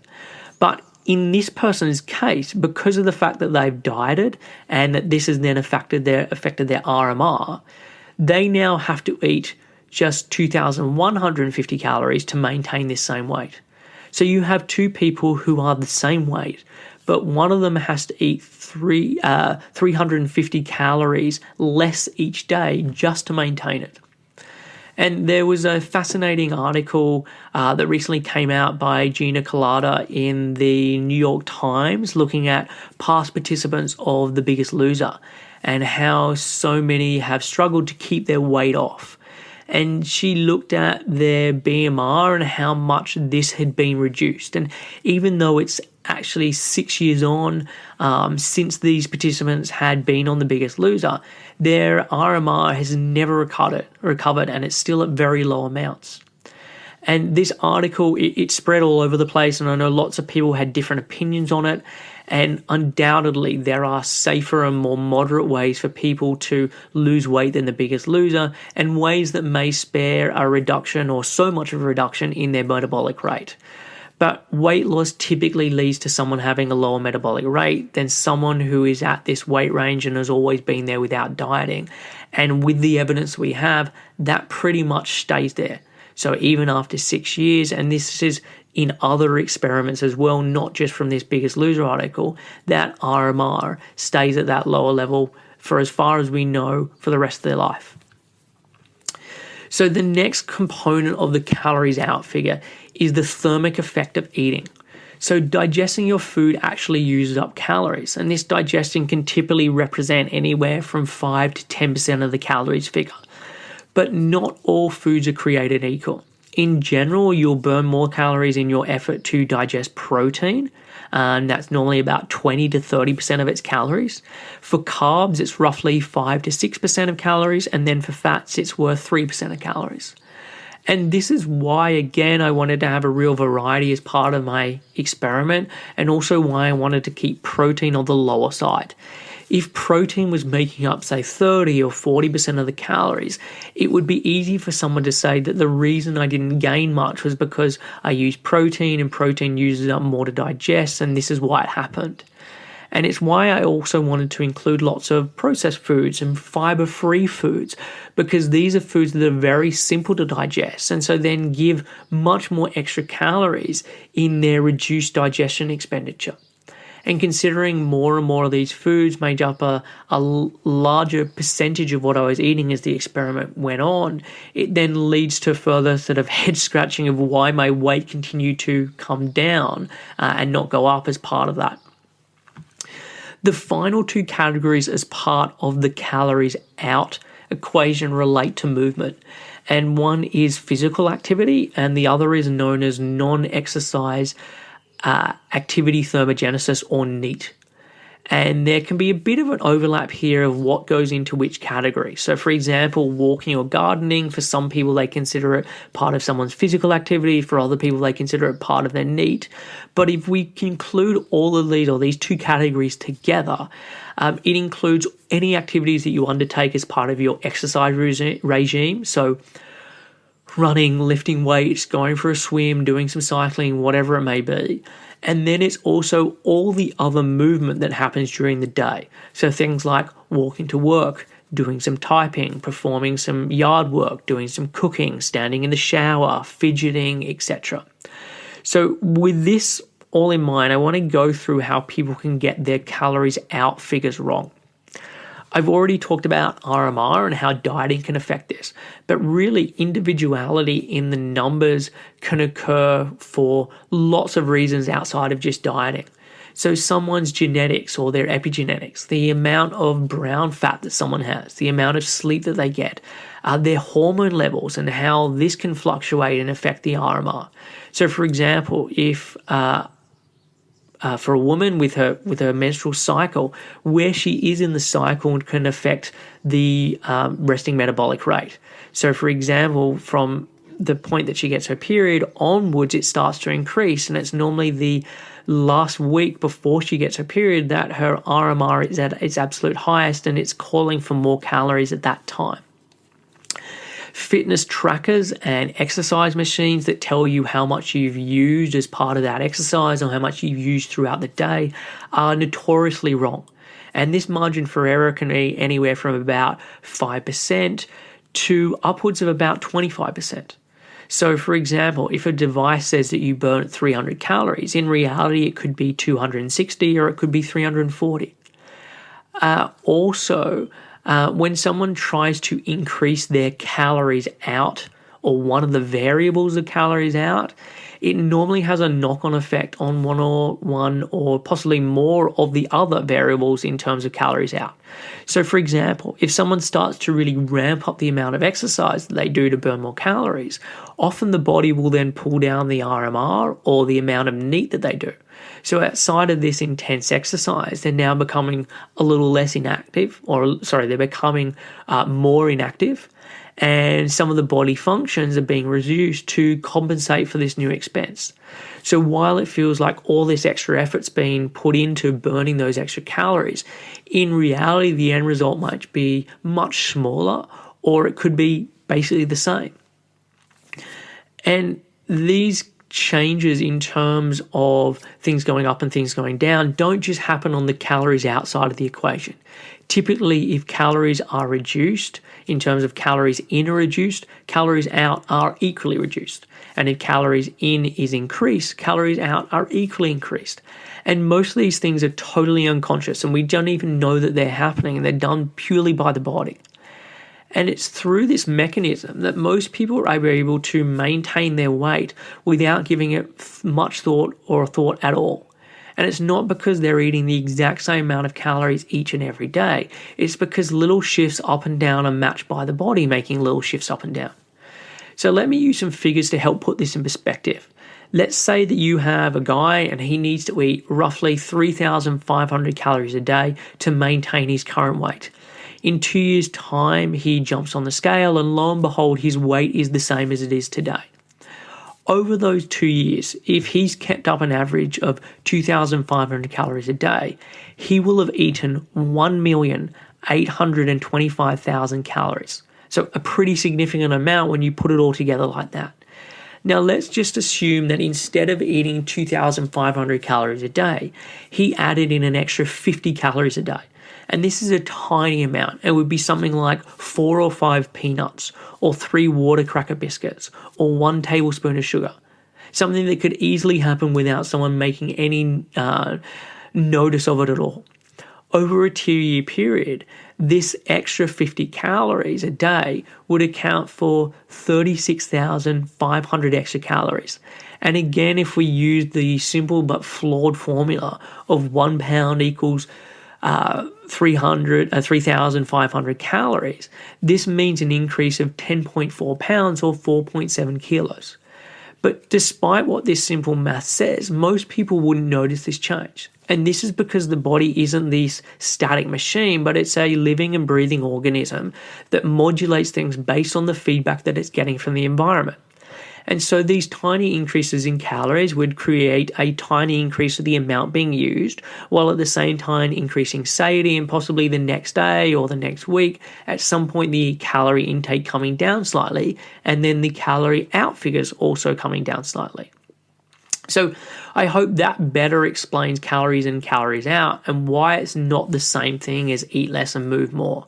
And if someone says to you that a calorie isn't a calorie, they are correct, because how the body processes it will differ.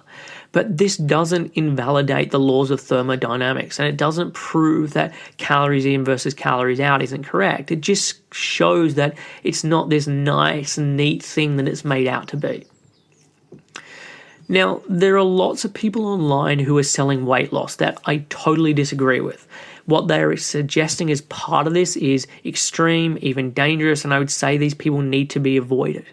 But then there are also lots of people who are selling the idea of weight loss that, while I disagree with selling weight loss, it doesn't bother me as much, because what they recommend is largely what I do with clients. The big difference being that I don't expect them to necessarily lose weight. They may not, but regardless of what happens with the weight, the changes will improve their health. So Ari Whitten is someone who I've had on the show before and whose work I really admire. He has a book called Forever Fat Loss, which contains some great advice and looks at what are the most common drivers for weight gain and what someone can be doing instead. So despite me disagreeing with the fact that these suggestions will always lead to someone losing weight, the ideas and the stuff that he talks about is very sensible, and it's a very well-rounded idea. And so I want to go through the drivers of weight gain that he identifies as part of the book, as well as some other ideas that I have that aren't in the book that I think are equally important. And I want to chat about this stuff because these ideas should be the cornerstone of health. And the more of these drivers that someone has in their life, the greater the likelihood is that they're going to be at a higher weight already, or they're going to be putting on weight. But as I've already said, if someone is then changing this stuff and doing the things that they should be doing, it's no guarantee that this is then going to lead to weight loss.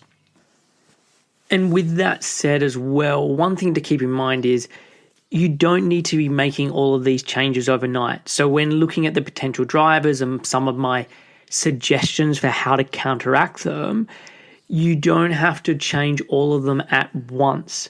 You want to be creating changes that are sustainable in your life and that you can keep up, rather than these ideas just turning into another diet. So if it takes someone longer to make those changes, then so be it. Like, the more important thing is that over the long haul, they start to happen, or they start to happen as much as is doable for that individual. Like, I think there is a lot of moralizing around health and what people should be doing, and there's a lot of perfectionism around this stuff, and I definitely don't want to be driving any of that as part of these suggestions. What I'm wanting to do as part of this section, is just to show what are the drivers or what are the things that make it more likely that weight is going to be going on, so that people understand that information, and then what they choose to do with that is their own decision. So the first driver of weight gain, or the potential driver for weight gain, is highly palatable food or high reward food. And this is food that has been scientifically engineered to light up the pleasure centers in the brain in a way that natural food never does. And this is problematic because it can override our natural satiety levels and push up the amount that we consume before we get the sense that we are full. And lots of fears around reward food or high reward food is about the additives or the flavorings, and it's talked about as if these things are inherently toxic. And I really disagree with this, and I feel that a lot of this is fear-mongering. But what I do agree with is the ability of this stuff to actually drive up the amount that is consumed, and this can be a concern. The other issue with this kind of food that is very high reward food is that is providing a lot of pleasure, and that this can then lead to someone eating this food for reasons other than hunger.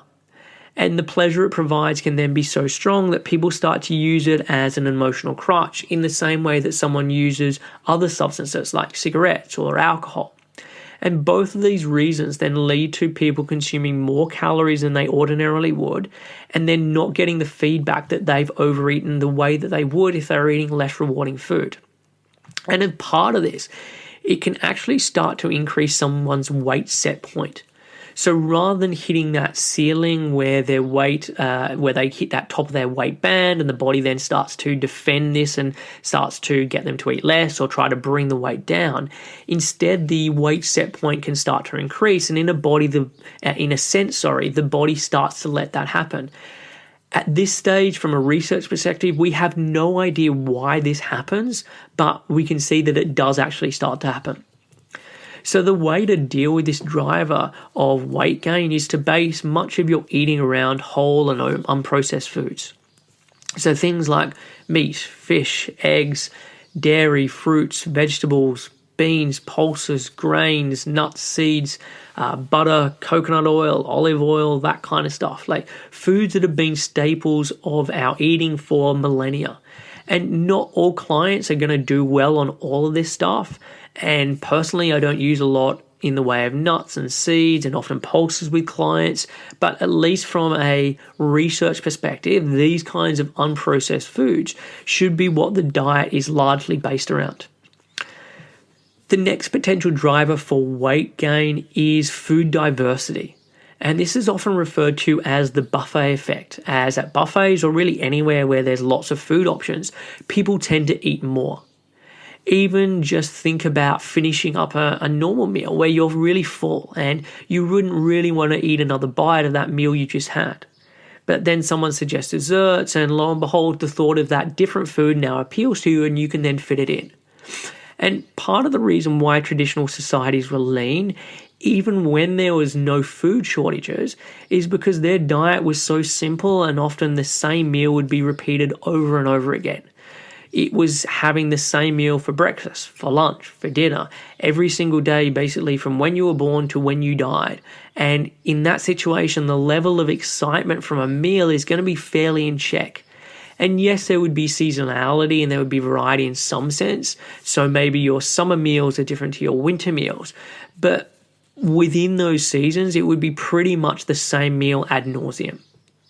And it's when high food variety is then mixed with highly palatable or high reward foods that things then really become a problem.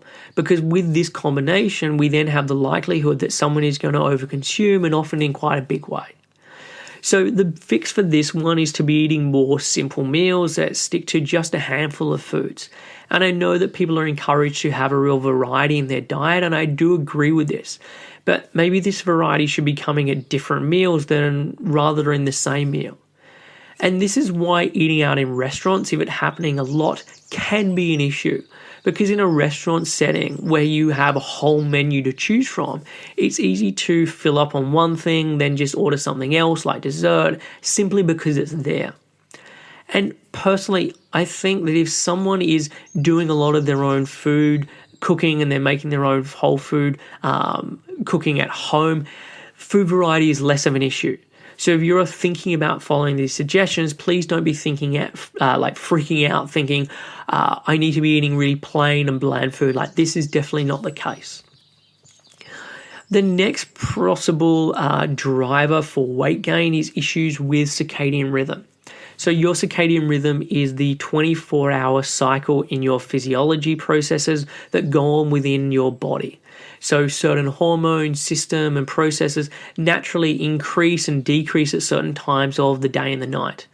And unfortunately, there are things that can mess up this circadian rhythm cycle, meaning that processes or hormones aren't following the patterns that they should be. And this can have a negative impact on health and also a negative impact on weight. Our circadian rhythm is largely dictated by the light and dark cycles of the sun and the moon.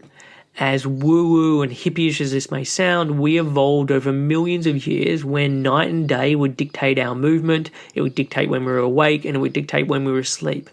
And while we now have access to 24-hour lights and we can make, say, our home environment as if it's daytime all the time, this is not how our bodies like to function. So there are a couple of things that can really mess with the circadian rhythm. The first is a lack of sunlight.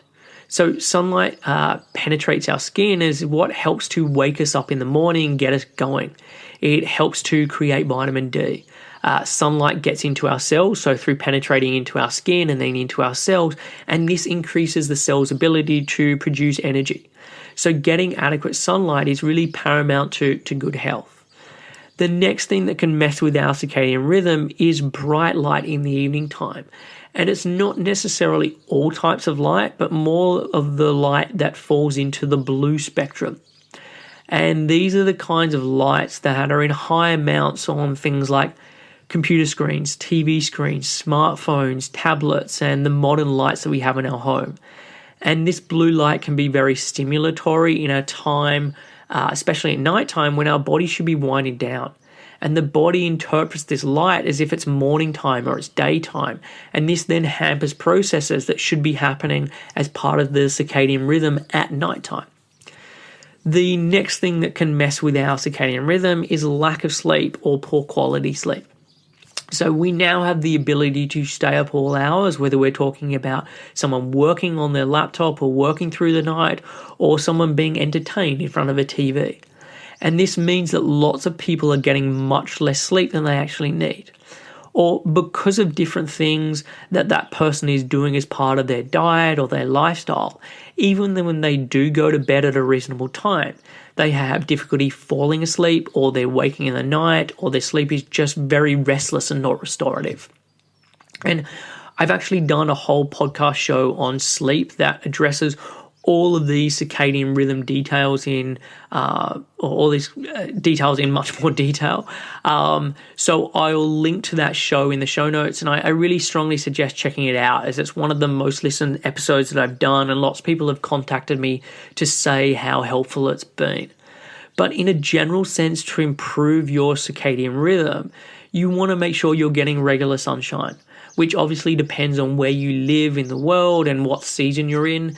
In the winter months, in darker or cooler climates, you can use things like a SAD light or a chicken light with a 250 watt incandescent bulb to really increase your light exposure, particularly light in that red and near infrared spectrum that can be so beneficial. You want to be avoiding TVs or computers or smartphones or tablets for 2 or 3 hours prior to going to bed. And if there is no way around this, then you want to be using different methods to block out the blue light. So you can get programs like Flux for the Mac. On the new iPhones, there's a setting so you can turn off the blue light at certain times of the day. You can get blue blocking screens that you can put as covers over your computer or over your TV screen. You can even get blue blocking sunglasses that you wear in your home at nighttime if you want to go down this route. Prioritizing sleep and doing the best you can to maximize this. So going to bed early, sleeping in complete darkness, making sure you're adequately fed and hydrated. Having Epsom salt baths can often be helpful for people. It's hard for me to generalize about this sleep stuff because there's a really long list of different things that people can be doing to help this, but it depends on what people have got going on. So as I said, check out the other podcasts where I've done on this, which goes into it all in much greater detail. The next potential driver for weight gain is metabolic decreasing foods. And this could also be foods that you struggle to digest that then lead to inflammation that then could be also creating a problem. And one of the biggest things that I would put into this category of metabolic decreasing foods would be a diet that is high in PUFAs or polyunsaturated fats. And these are the ones that seem to be most problematic with this stuff. And it probably seems more problematic just because of how much they've infiltrated our diet over the last 100 years is foods that are high in omega-6 oils. So these are fats that are highest in vegetable oil, so things like safflower oil, sunflower oil, grapeseed oil, corn oil. And because of the cheapness of these oils, they've made their way into our food supply over the last century. And we're now eating something that we do need, but we need in very small quantities, in like absolutely gigantic amounts. And there's a lot of research to show that these oils are suppressive to metabolic rate and that this increased consumption is a possible contributing factor to our population's increasing size. And considering that these oils also appear heavily in processed food, this is also a really bad combination. And so these oils or these fats, they also appear in nuts and seeds. And for this reason, among others, I suggest that clients try and limit these. And look, I know this is probably contentious and there's tons of research showing the benefits of including nuts and seeds in their diet. So people then need to make the decision that they want to make. But even if someone is including nuts and seeds in the diet, I would then suggest that they decrease or they avoid using vegetable oils that are high in omega-6 and that they also minimize or avoid other foodstuffs that contain them. There's also then the foods, as I mentioned, that people personally can't digest and that can cause problems through inflammation. For some people, this can be grains or gluten. For others, this may be a struggle with certain beans or legumes. For others, it could be dairy. For others, it could be certain raw vegetables. And really, this could be anything. It depends on the individual. And I want to be clear here, I'm not saying that there's anything inherently wrong with these foods, because there isn't. And I do think that a lot of people are overly fearful and they're avoiding particular foods or like whole food groups, and it's totally unnecessary, and that this can be a problem in of itself. But if you're eating foods that you can't digest and these foods are creating an inflammatory response, this could possibly be affecting your metabolic rate and lead to weight gain. So the next possible driver of weight gain is dieting. I already talked about this already when we looked at RMR and how RMR is reduced through dieting. But the consistent yo-yoing of diets and weight cycling that this causes tends to push the weight set point up for where someone sits. And the great irony is this, is for so long we've been sold the idea that we can diet our way to a lower weight. But in the long run, the act of dieting that people are then so encouraged to do then increases their weight instead of decreasing it. So the fix for this one is to stop dieting. Like constantly restricting foods or calories where it leads to deprivation makes it more likely you're going to put on weight in the long run.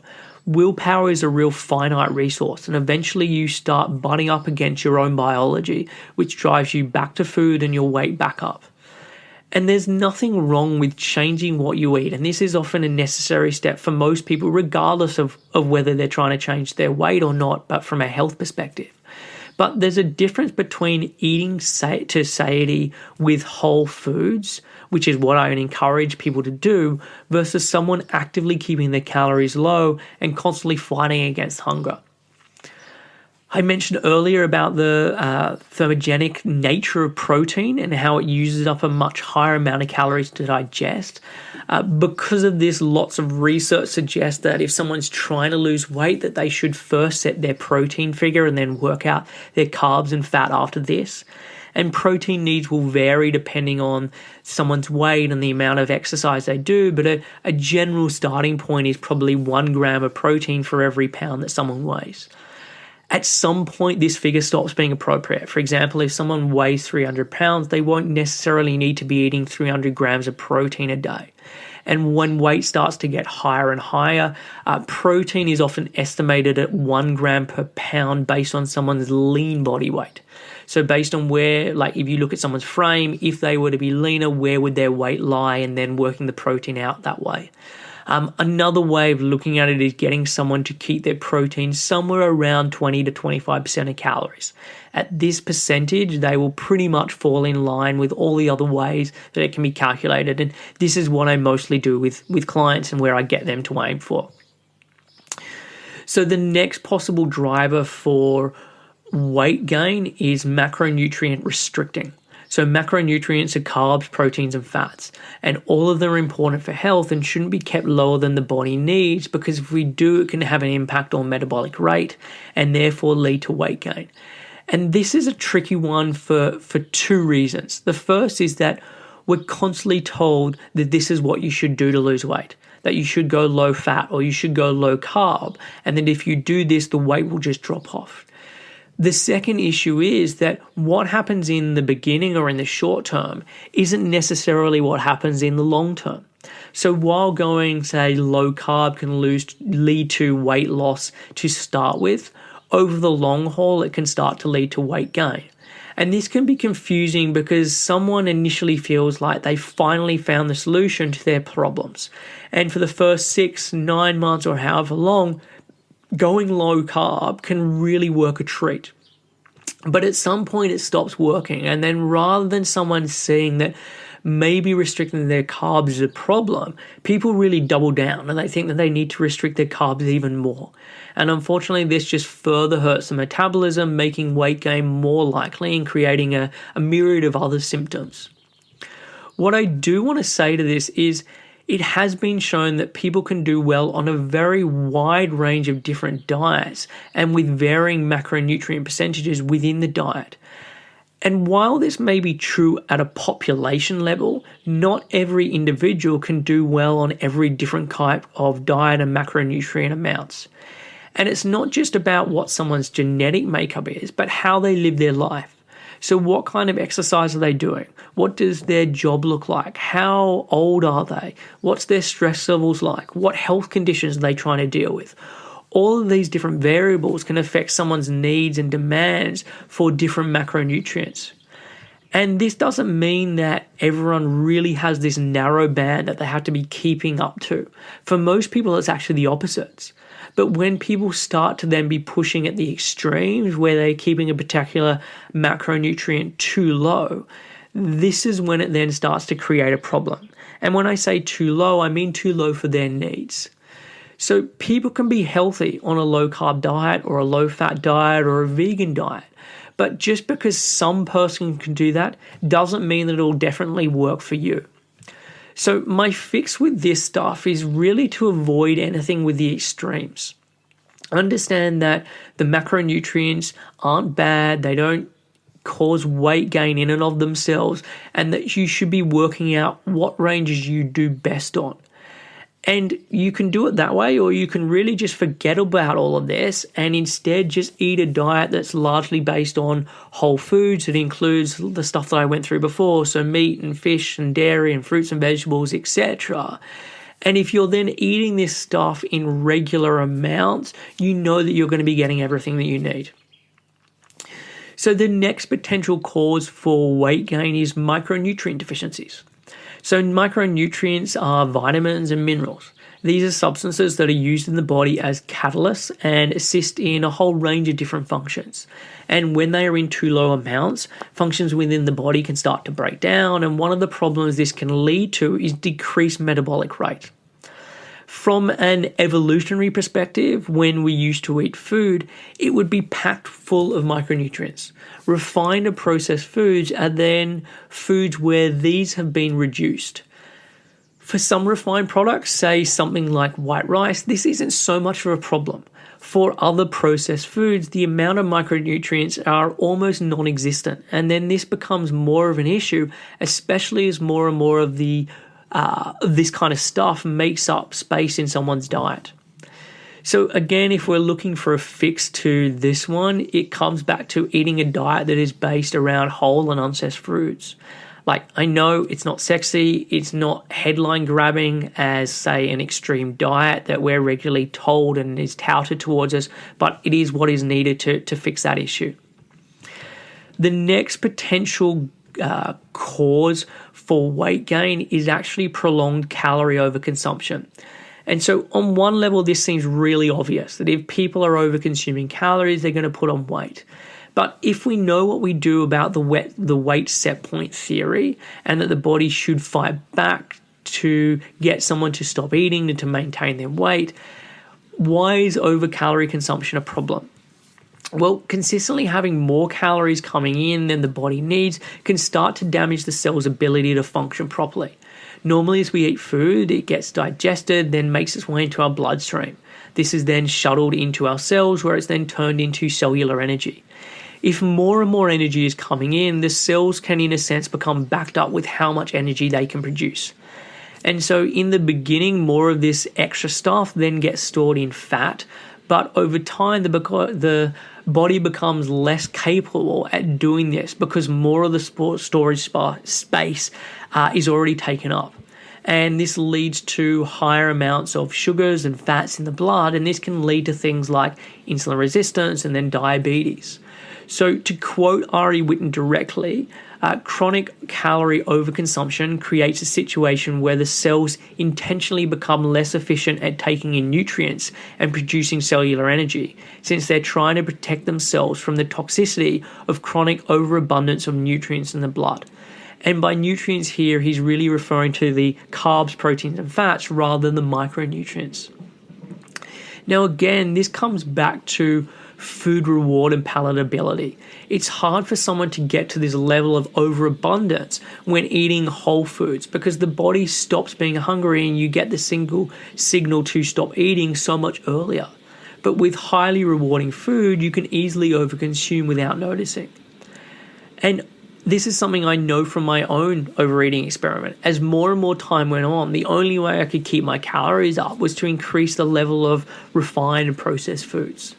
So again, the fix for this issue is to be providing the body with a diet that is largely based around whole and unprocessed foods. So the next potential driver for weight gain is lack of movement and excessive amounts of sitting. And so I talked earlier about physical activity and NEAT and how crucial they are to the calories outside of the equation. So I'm not going to go into this one in great detail, but there are two things I want to say.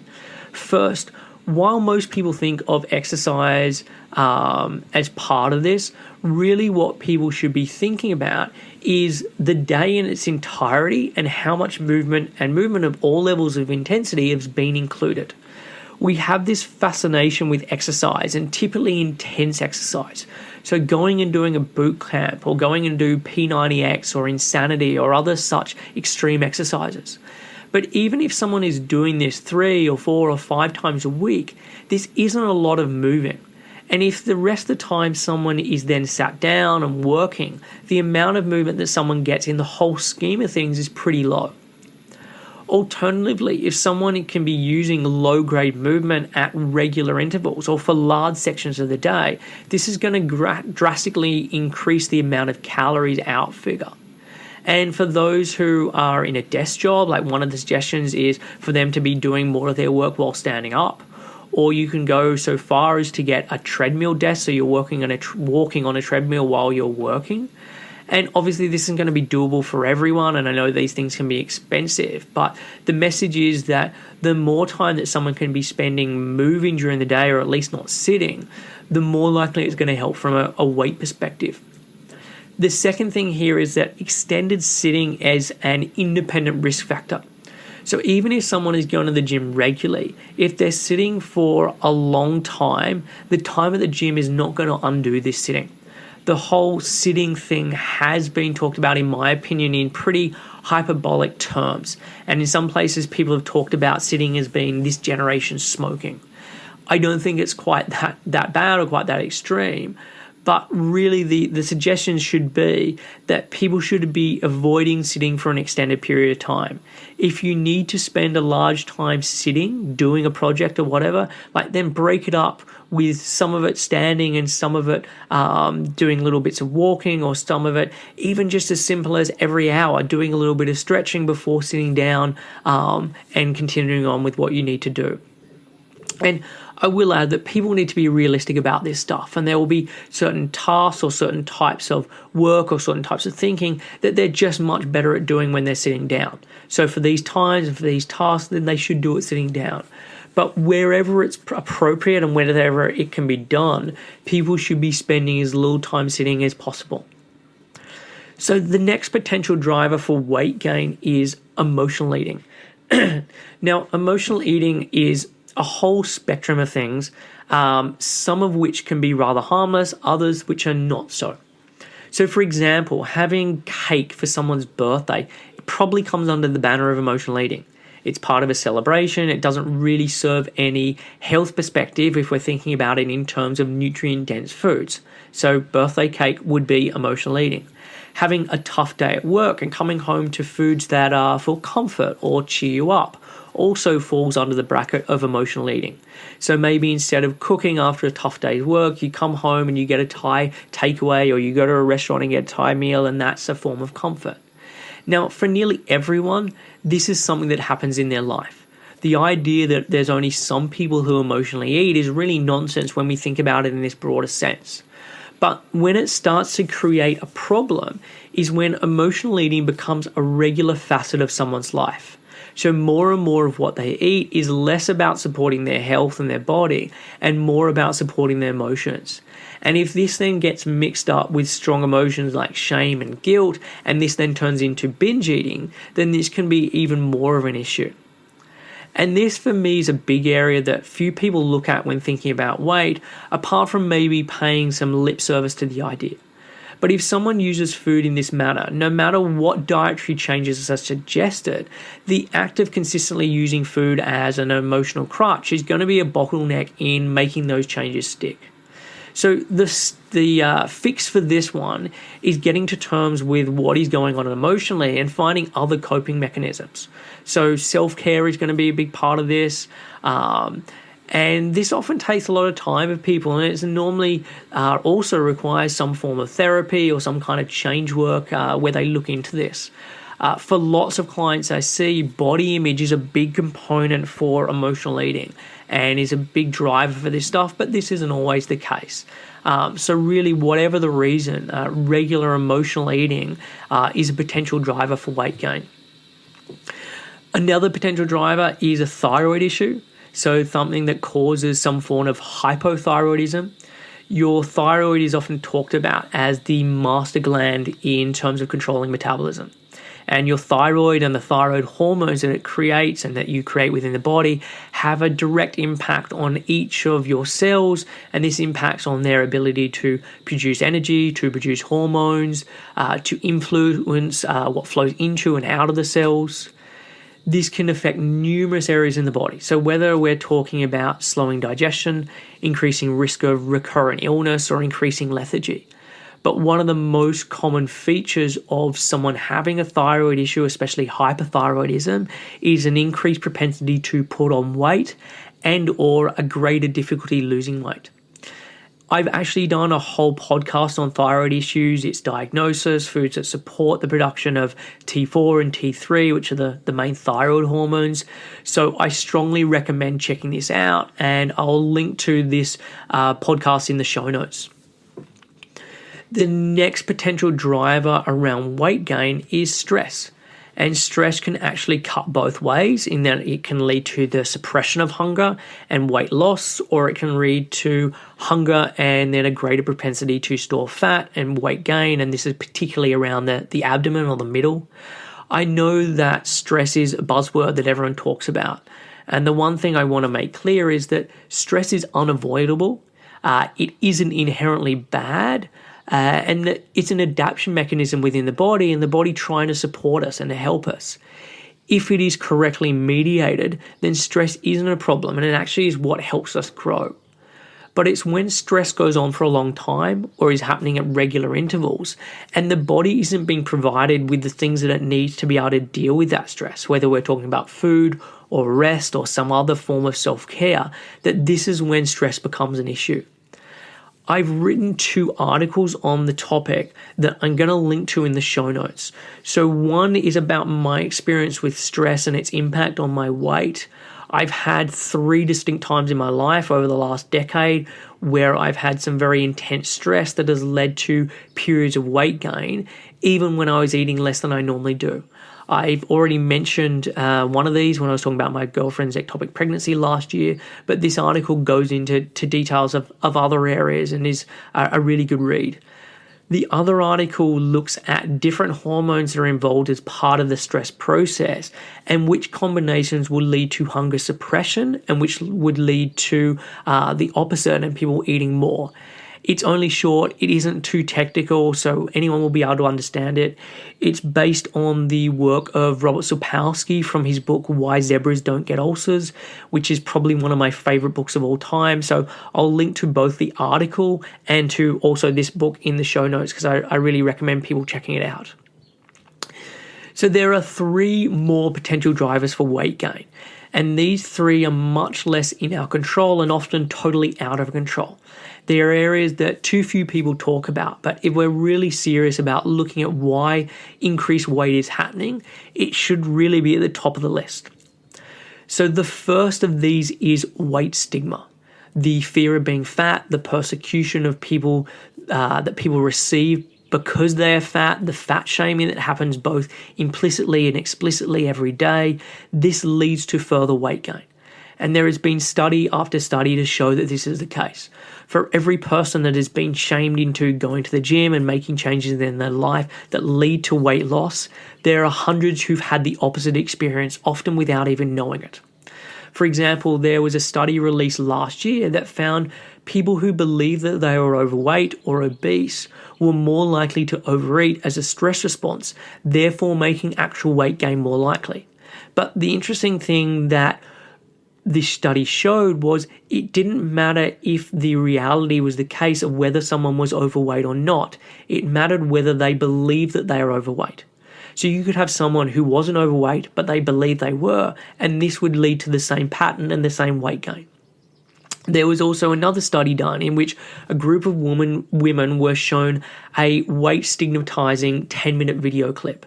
Things like people overeating, people being unable to fit into clothes, individuals being repulsed by overweight people.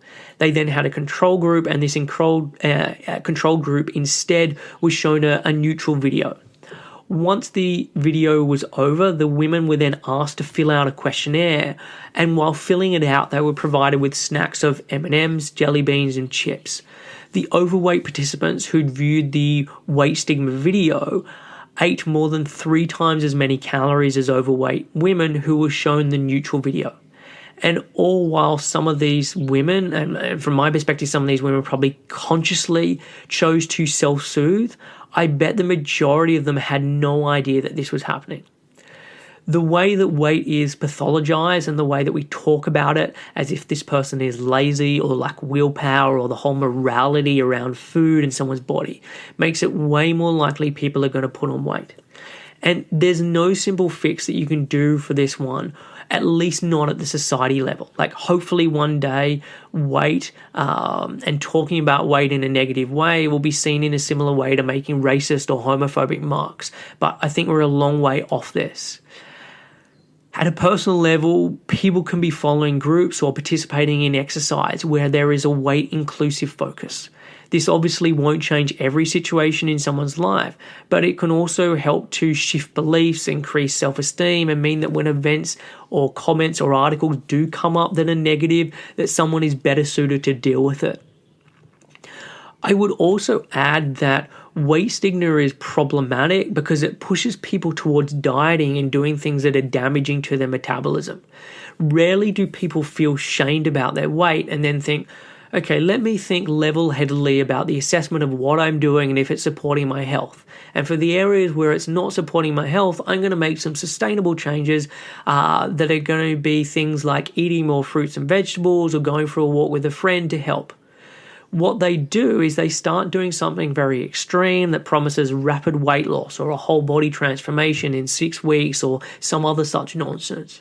So this driving towards dieting and other extreme practices that happen because of weight stigma is very, very damaging, is part of the reason why it can be such a potential driver for further weight gain. The next potential driver for weight gain is poverty, and this is a really huge issue. And part of the reason for this is that poverty makes it much more likely that someone is going to be having all of the other drivers for weight gain going on in their lives. It's more likely that food is going to be coming from processed and convenience foods for someone in poverty. And this is often due to a time issue. If you're working 2 or 3 jobs, you're working 12 to 14 hours a day just to get by, you don't have the luxury of time to prepare a lot of your own foods. You're just trying to get something in and then get on with everything else that you have to do around the house and to look after kids and everything else. Also, good quality food may not be available despite someone's desire to eat well. If you are well off and you're used to walking into a big supermarket or going to a Whole Foods, like food availability issues may seem like some crazy idea. But there are lots of places that are like food deserts where fresh foods just aren't in available supply, and what is on offer is often things that have a long shelf life and that are processed. And typically these areas where there is problems with food availability is in less affluent areas. Because poverty is also something that's hard to get out of, it's often the occurrence that your parents were also poor, that their parents were before them were also poor. And if this is the case and your parents never cooked and your grandparents never cooked, you don't have much of a role model or a reason to think that you should be cooking yourself. It can be such an alien concept that people don't even know where to start. And this is before we then remember that they don't have time, they don't have the money, they don't have much of a fresh food selection to cook from. Exercise also isn't so easy if you're in poverty. Again, you have the lack of time. Those living in poverty can't also afford to have a gym membership. Getting outside to do exercise might not be very safe depending on someone's neighborhood. It's easy for people living in nice areas to think, why don't they just go for a walk or why don't they do some exercise in the park? But if outside of your house or your local park is not a safe place to be, people will rightfully avoid spending time there. Sleep and circadian rhythm is often a problem for those living in poverty. This can be from the stress and the worry about money or keeping down a job. It could be because someone has to work night shifts and they're working nights or working the graveyard shift just to make enough money. And I know that shift work isn't exclusively a reality for those who are poor. So you've got doctors, you've got pilots, you've got other professions that commonly have to do shift work. And actually, regardless of income status, shift work is terrible for the body because of its impact on circadian rhythm. But when someone is poor, it's often mixed with a whole host of other drivers that make weight gain and poor health even more likely. Stress is a huge one for those living in poverty, and not just because of its effect on sleep, but because of its effect on everything. If you're worried about your next paycheck or paying the rent or about your kids making their way to school in their bad neighborhood, it's going to have an impact. The likelihood of single-parent household also increases drastically with poverty, which is also a huge stress. Pretty much any way you slice it, poverty leads to increased stress, and this makes weight gain more likely. One of the biggest stresses here is also lack of autonomy.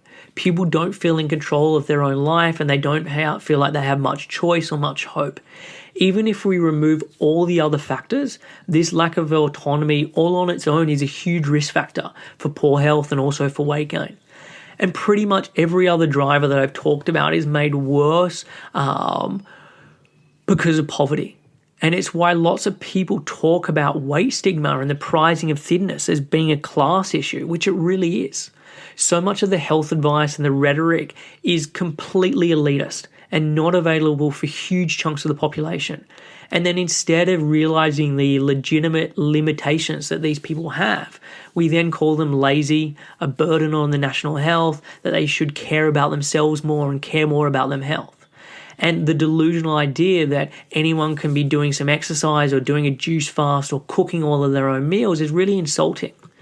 So honestly, if people really cared about weight at the population level, rather than talking about it just in ways to shame and ostracize people, then looking at ways to seriously tackle poverty is the answer.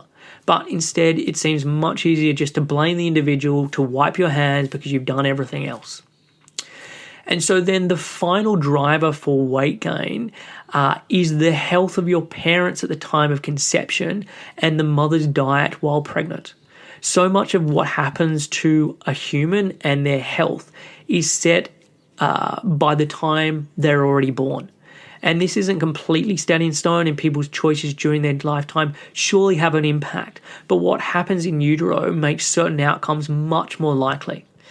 There have been numerous studies done on children who are born to mothers who are going through a famine and what happened to them by the time their kids hit 30 and 40 and 50 years of age.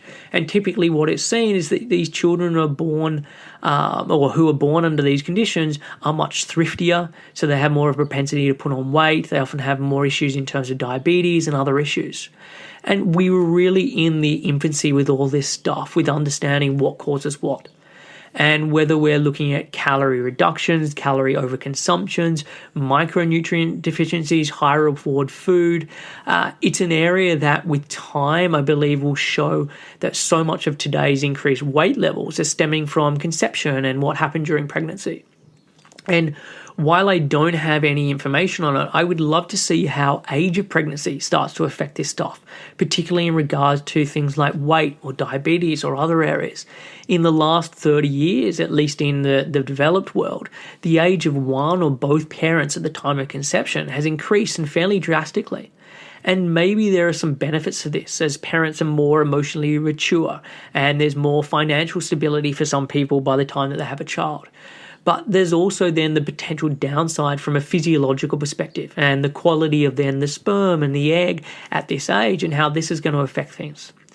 So for this one, I'm a little grayer on the exact details, but know that on some level it's going to be having an impact, and in certain circumstances it's going to be making it more likely that people are going to gain weight throughout their lifetime.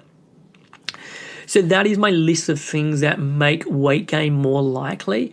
And for most, I've given some ideas of things that can be done to counter them or for you to do instead. Not all of these things are going to be doable or even appropriate for everyone.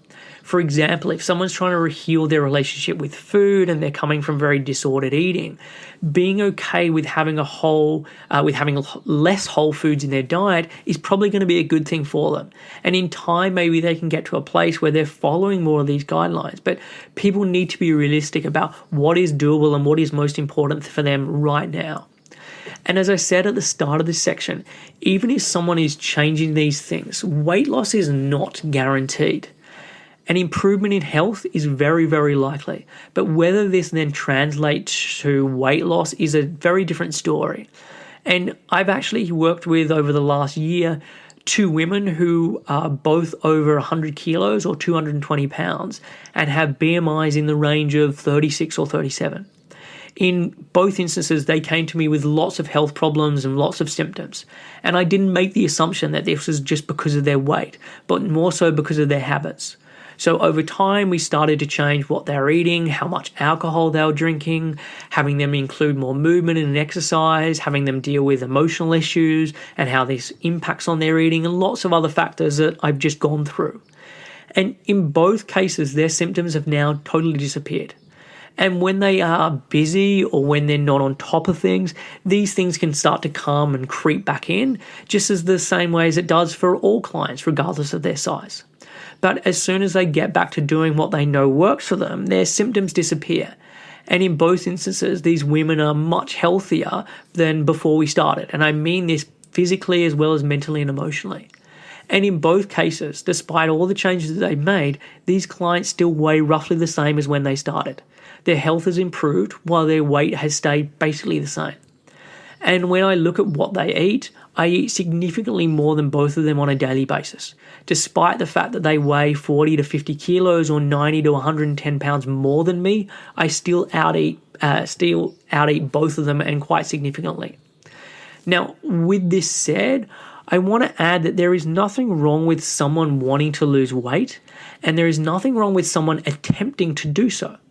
But what I want people to know before starting this endeavor is the facts about whether this change to their weight is really going to make the changes that they're after. And the changes that most people are after are twofold.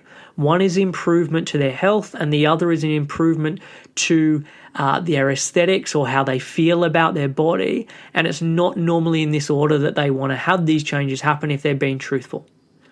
On the improved health front, losing weight only helps with health if what someone is doing is actually supporting their body.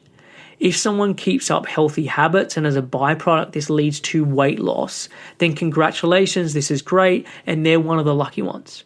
But people shouldn't confuse weight loss with increased health, because they're not necessarily the same thing.